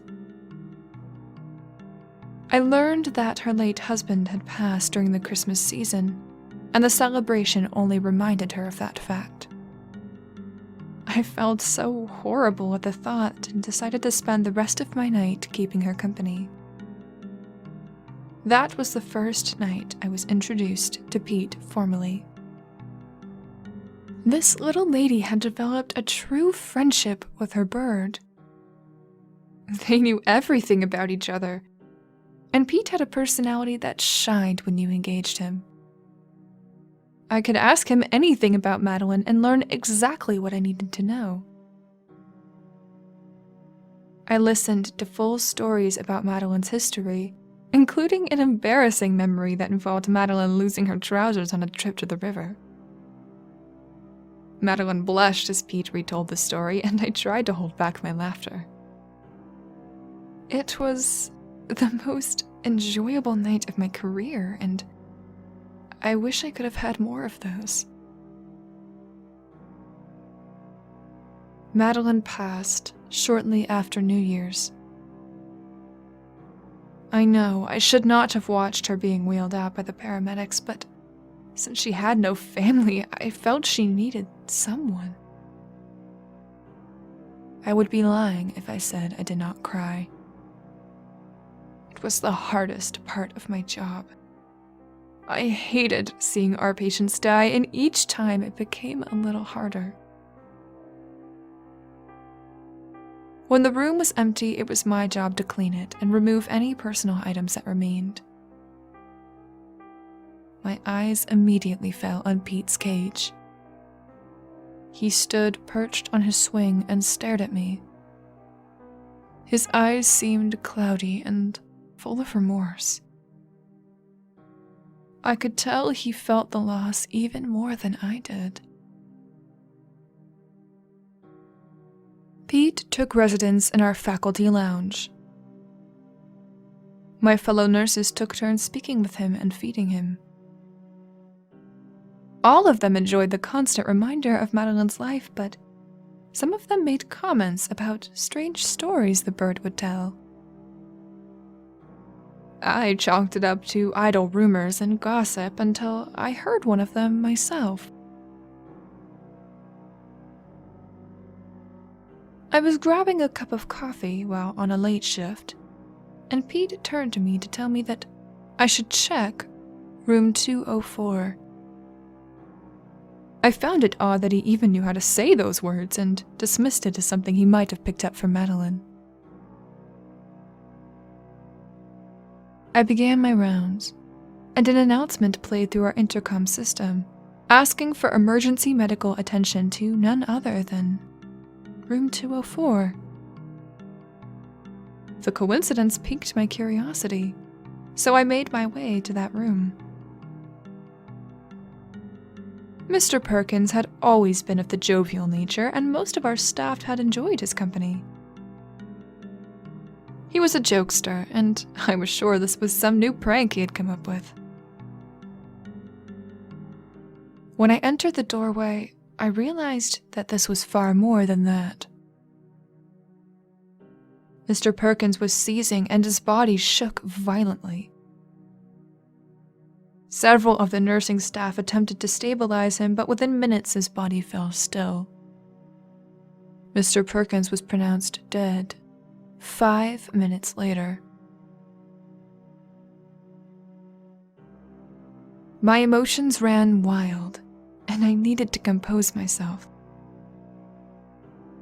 I found my way back to the break room and took a seat with my cup of coffee.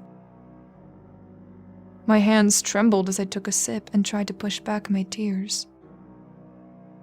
I sat, thinking of how terrible it must be to grow old and forgotten in a place like this.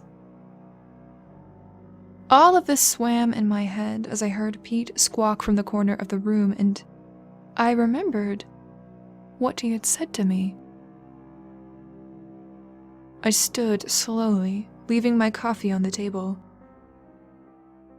I approached his cage and asked if he knew that Mr. Perkins was going to die.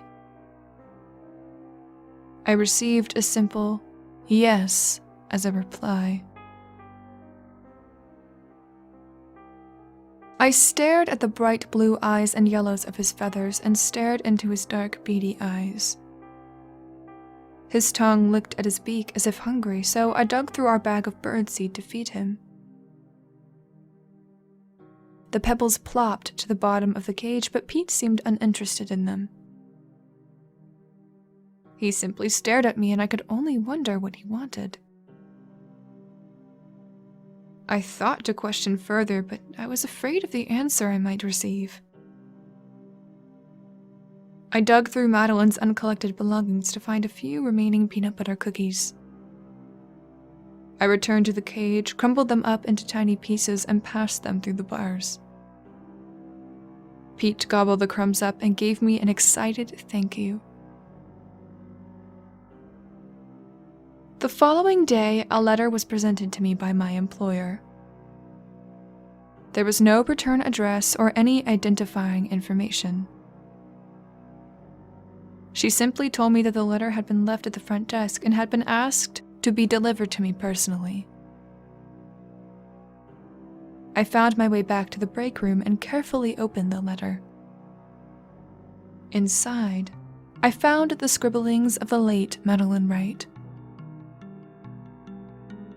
Apparently, she had written the letter after our Christmas together. She had been so moved by my kindness that she wanted to gift me her favorite possession, her bird, Pete. I read over the letter multiple times and looked back at the tiny cage. The bird fluttered its wings and I stood to greet him. I pulled out another cookie and fed it to him. That night, I brought Pete home. If he was legally mine, I wanted to personally take care of him. I cleared off a space on an end table within my sitting room. The cage fit nicely, and it would be the first thing I saw when I entered in the evening.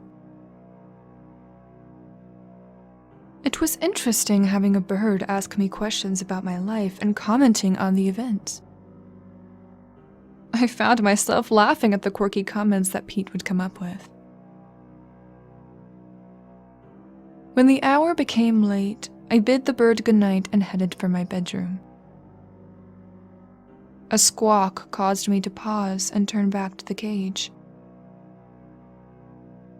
Pete stared straight at me and said, "Room 103. When I arrived at work the next day, I immediately visited room 103. Dolores Wilson sat on her bed talking with her daughter. The daughter turned to me and asked if her mother had been receiving her daily medication. I stammered as I explained that I was not her regular nurse, but promised I would have her attendant come by to speak to her. The two of them were very confused, but I had seen that Mrs. Wilson was fine.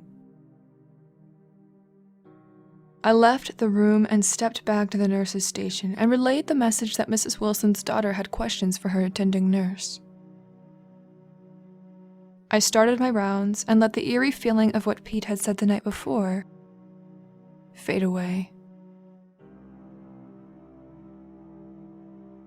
My shift was almost over when the announcement came for emergency assistance. I did not need to know the number before I started running to 103. When I arrived, the attending nurse stopped me before I entered. She had tears in her eyes.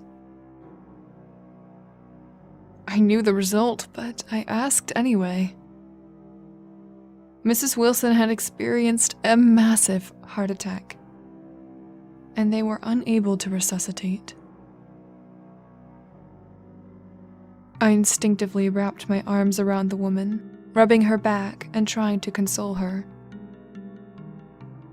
The entire time my mind went back to Pete and the last thing he said to me. When I arrived home, I went straight to my kitchen. Pete watched as I passed but made no comment. I grabbed the ingredients from the cupboard and began baking. I was tired and ready for bed, but I wanted to get these cookies done before I found rest. An hour and a half later, I pulled a tray of freshly baked peanut butter cookies from my oven. I let them cool and broke them in tiny pieces. I returned to my sitting room and fed Pete. He took 2 cookies down quickly, and I could swear he smiled at me if birds can smile. I made my way to bed, still thinking of the events of the day. The main reason I am writing this is that I think the bird living in my house can tell when someone will die. That fact is enough to scare anyone, and I'm not sure how to handle it. I woke this morning and prepared for work. I made my cup of coffee and I made my way to Pete's cage. I had made a routine of giving him a cookie before leaving for work. He quickly ate the crumbs I offered, and when I went to exit my front door, he gave a loud squawk again. It caused me to turn and look to him as usual. He stared at me for a moment, my hand still resting on the doorknob. His words have caused me to return to my room and write this all down. I don't know how long I need to wait, but Pete's exact words were, "Don't leave the house."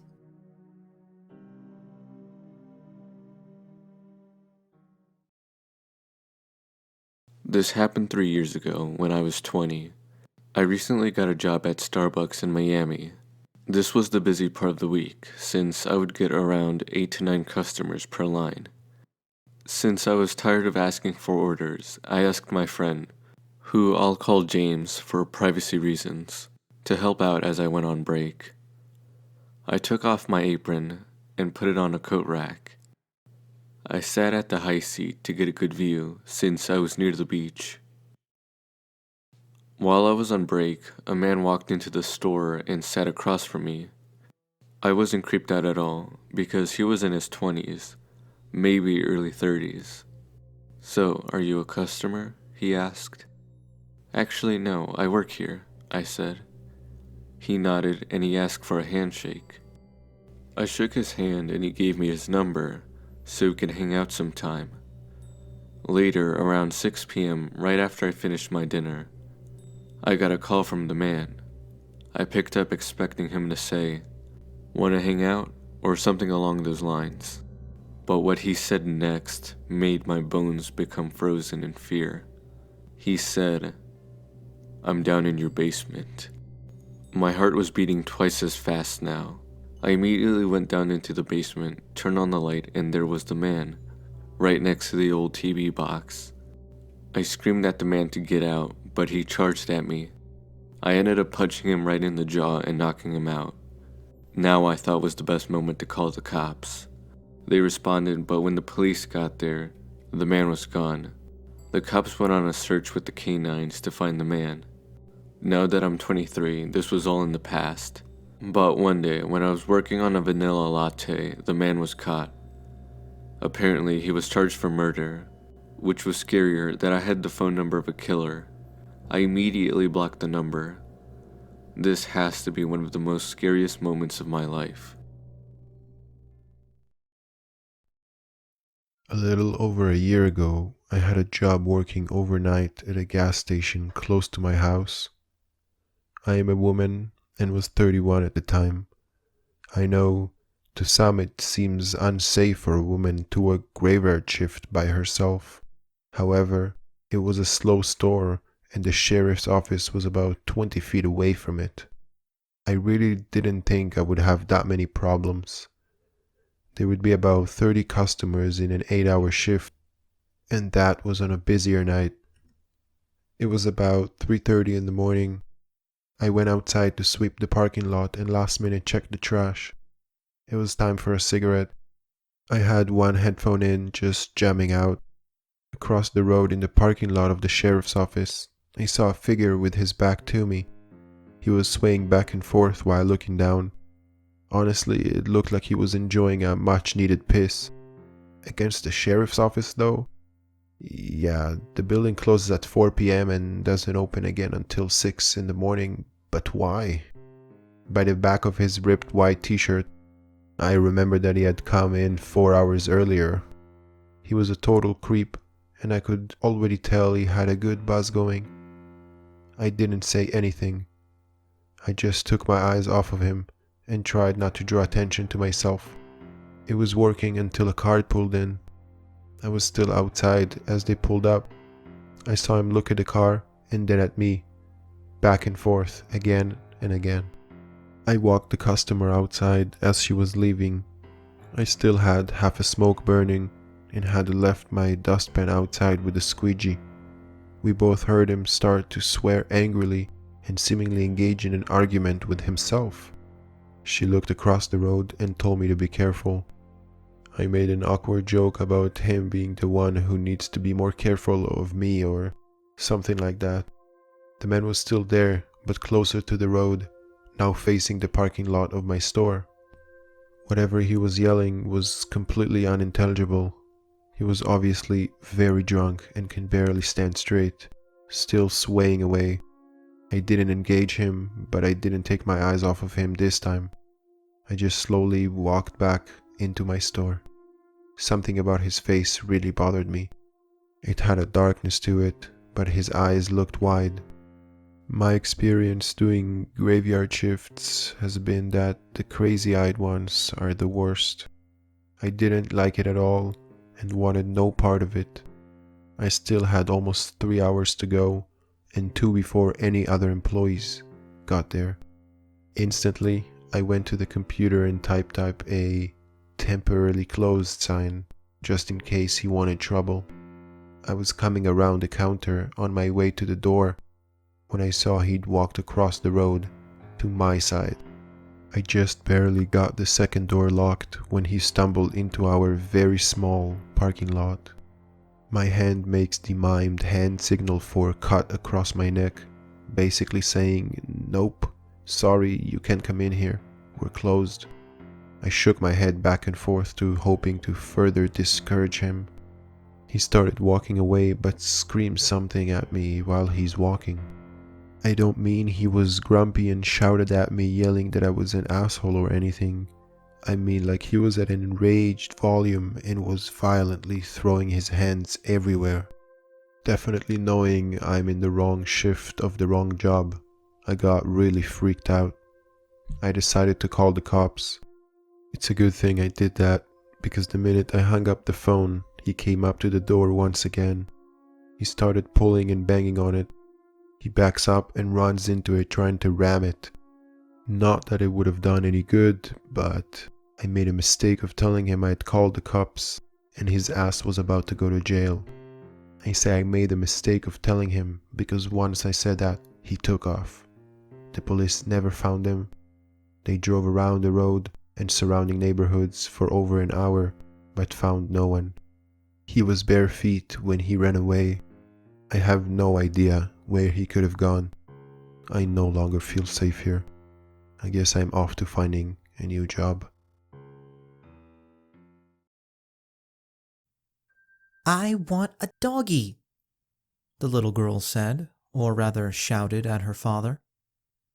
From the look on her father's face, this was not the first time they had had the conversation they were about to have again. "Sweetheart, what did I tell you last time?" The child was taken aback by the question. There was usually screaming on both sides by now. You said that I wasn't responsible enough last time?" The unfortunate incident with the goldfish.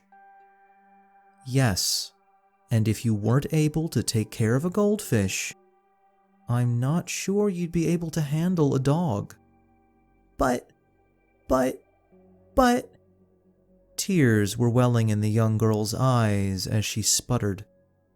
Her father, who was now facing her in his swivel chair, creaked the chair forward and held his child's face in his hands. Here's what we're gonna do, sweetheart. I'm going to give you 2 weeks to prove how responsible you are. Getting up for school, packing your own lunch, being in bed by bedtime. If you can do that for me, without me having to remind you, for 2 weeks, I'll get you a dog. Her tiny face seemed to explode in sparkles of joy. You really mean it? Yes, but it's 2 whole weeks. That's 14 days.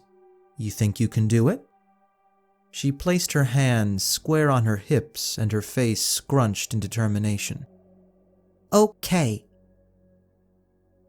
The next 2 weeks were tense, and arguably the longest of her, relatively short so far, life.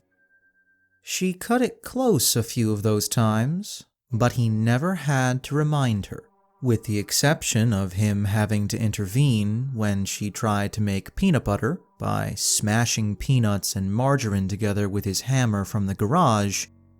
Everything went surprisingly smooth. Daddy, Daddy, Daddy, she shouted. Yes, her father answered, not looking up from his work at the desk. It's been 2 weeks, she said triumphantly. And? Her father asked, seeming to lead the witness. And I did everything you told me to. You did? He had swiveled around in mock surprise. Now I get a doggy. He smiled warmly at his daughter. Yes, you do. Come on, to the pet store. Getting up from his desk, her father led her to the door of the basement. A small plastic sign reading Pet Store hung next to the light switch. He flicked the switch before opening the door. Remember, sweetheart, it's a long way down, so watch your step. Once the door opened, the barking reached their ears.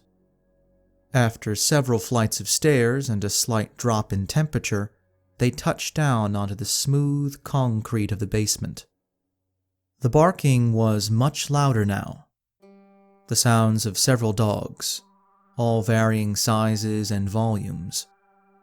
The little girl was so excited she was shaking.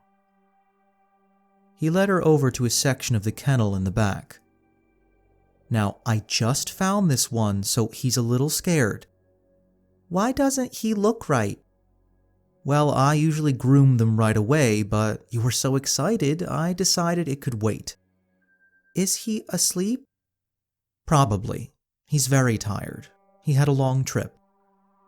Can we wake him up? For a few minutes, and then he needs his rest, okay? The little girl took a few steps forward and lightly rapped on the metal bars of the cage, echoing under the high ceilings. Who's there?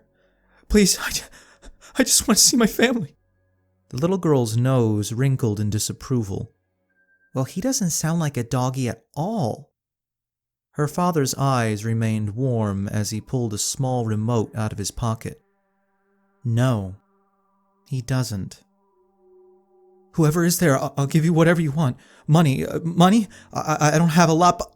The voice was replaced by violent, tortured screams. Her father's eyes never left the cage as he released the pressure of his thumb from the small remote. Please, I'll do anything. Just stop! The voice was cut off again, and a reprise of screams was heard. After a few seconds, her father released his thumb once more. Only heavy, pained breathing was heard from the cage. Then suddenly loud, guttural barking was heard. The little girl clapped her hands as she jumped up and down. "Oh, thank you, Daddy. Thank you so much. I knew you'd get me a real doggy. I knew you would." "You're very welcome, sweetheart. Now you go upstairs and pick out a leash. Just make sure it's a bright color so we can find him if he gets loose at night, okay?" "Okay." Happiness was radiating off her like a space heater, and she made her way towards the stairs. Past the cages of men in various states of starvation barking as loudly as they could. Past the men painted black, yellow, or brown, with fur painfully stitched to their bodies. Past the large tank of water with the man in the orange wetsuit floating at the top, outfitted with ancient scuba gear. As she put one foot on the stairs to start her ascent, she stopped. She turned around and placed a hand on the tank, watching the decaying body bob in the filthy water. "I'm sorry I forgot to feed you, Mr. Fish." Then she turned around and dashed up the stairs. She couldn't wait to play with her new doggy.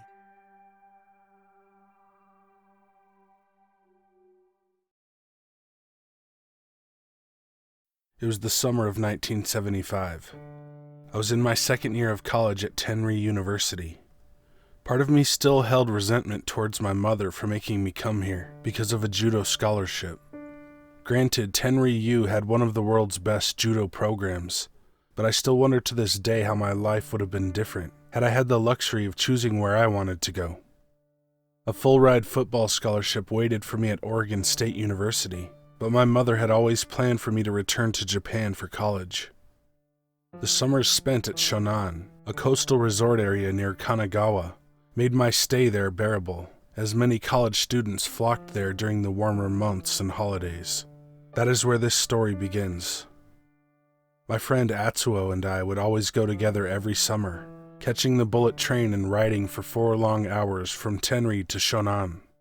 We would spend the whole summer there, and every year it got harder to go back to school. Every summer I told myself I would quit school and judo, find a job and marry whichever girl I was dating at the time. Young, in love, and without care or clue how the world worked yet. This summer was no different. Atsuo and I had found a pair of college girls vacationing there together, and the 4 of us hit it off from the get-go. We spent every waking moment with each other. This made it all the more harder when it came time to leave. The girls' school started a month after ours did, ours being a private university and theirs being public, and that meant they got to stay an extra few weeks. I hadn't noticed as I was busy with her friend Tsuneko, but Atsuo had gotten really close to Kyoko. So close, in fact, that this time Atsuo kept his word about quitting school. I tried in vain to convince him that we always said that, but we could not really quit college, could we?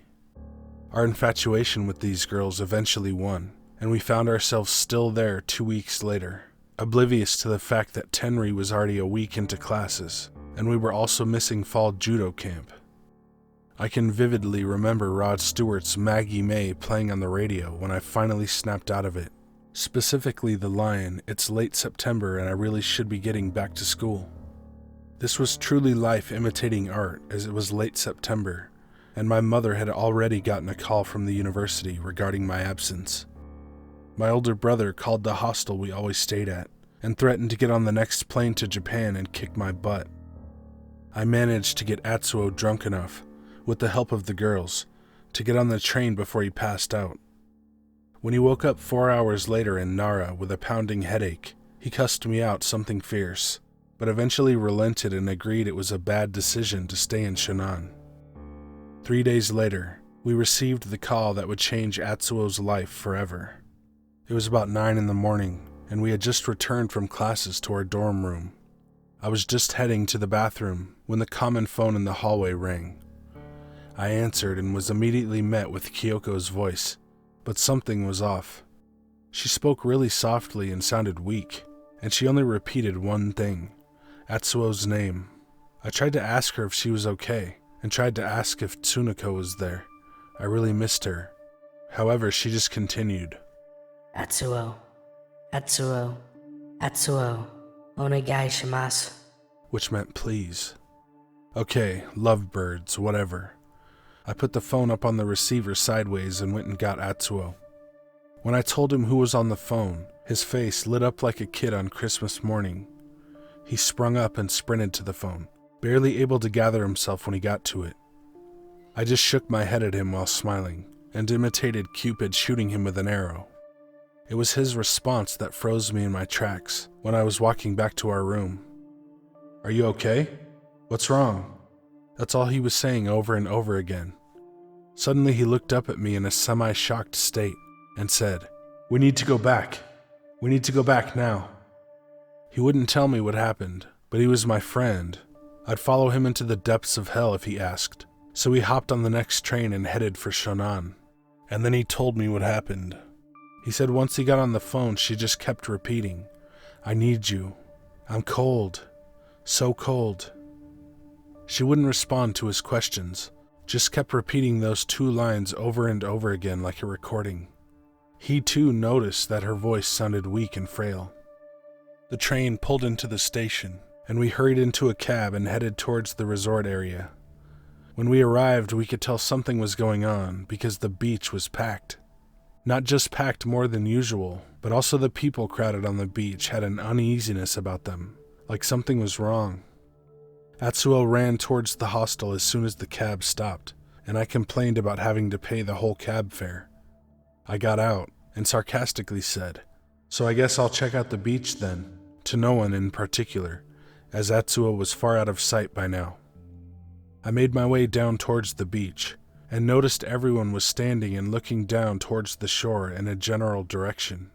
I asked someone near the back of the crowd if he knew what was going on. He just replied that he had heard there was an accident, but did not know anything more.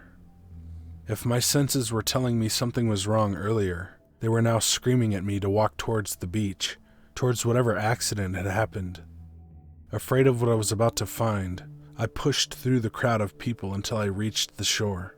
It was there that I found one of the most terrifying things I have ever seen in my life. There were different groups of first responders working around what looked like a capsized boat near the shore. However, it was what they pulled out of the water when I arrived that will stick in my memory, like a thorn forever embedded in my brain. As my gaze drifted from the boat to the workers, I saw that they were pulling something out of the water. The first flashes of the object confused me, as there were multiple people walking past my field of vision. The color was that pale gray that sea life gets after being out of the water for too long, or something that's maybe been in the water for too long. As the workers in front of me began to clear, a lump began making its way from my stomach up towards my throat. When they finally pulled the object out of the water, I hadn't even noticed the police officers rushing to put a tarp over it, and just before the blue tarp covered what was pulled out, I caught a quick glimpse. It was the bloated, waterlogged body of Kyoko. In her left hand, clutched tightly, was a marine VHF telephone. Just as my mind began to wrap itself around the situation, I overheard the medical examiner say to the cop, "She's been dead in the water at least 3 days.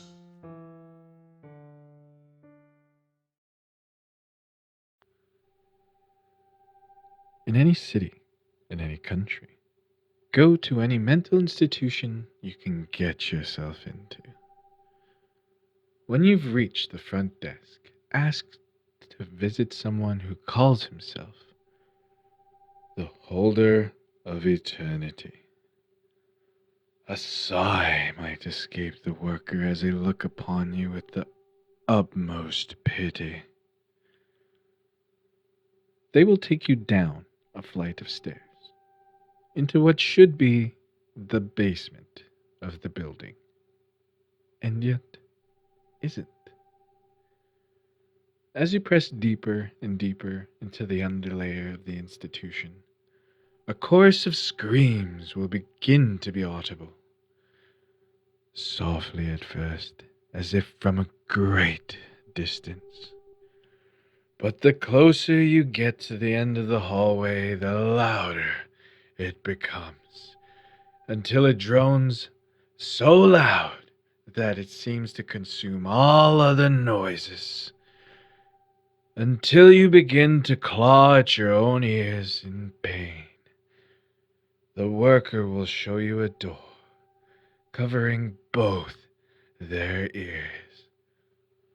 As swiftly as they can, they will unlock the door and run, leaving you in this cramped, dark hallway.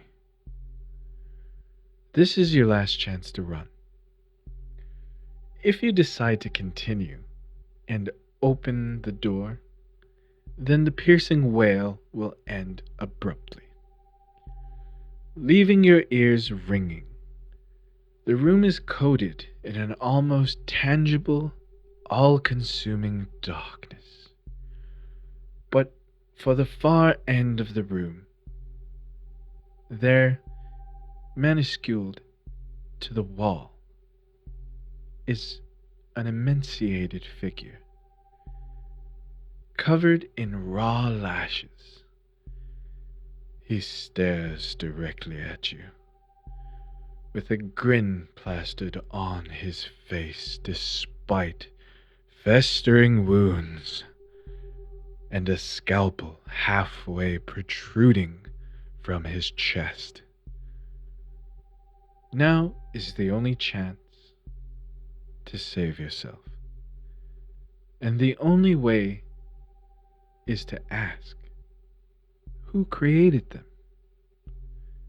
You will crackle in a manner befitting the death throes of an animal before responding. His tale will be the most horrific tale you have ever heard. Beyond such primitive concepts such as pain and death, into the very essence of wrong and evil. It is up to you to end this man's life, to release his terrible burden. Remove the scalpel, and he will shudder once in agony, before falling silent forever. That scalpel is Object 3 of 538. It is up to you if the rest should be protected or destroyed.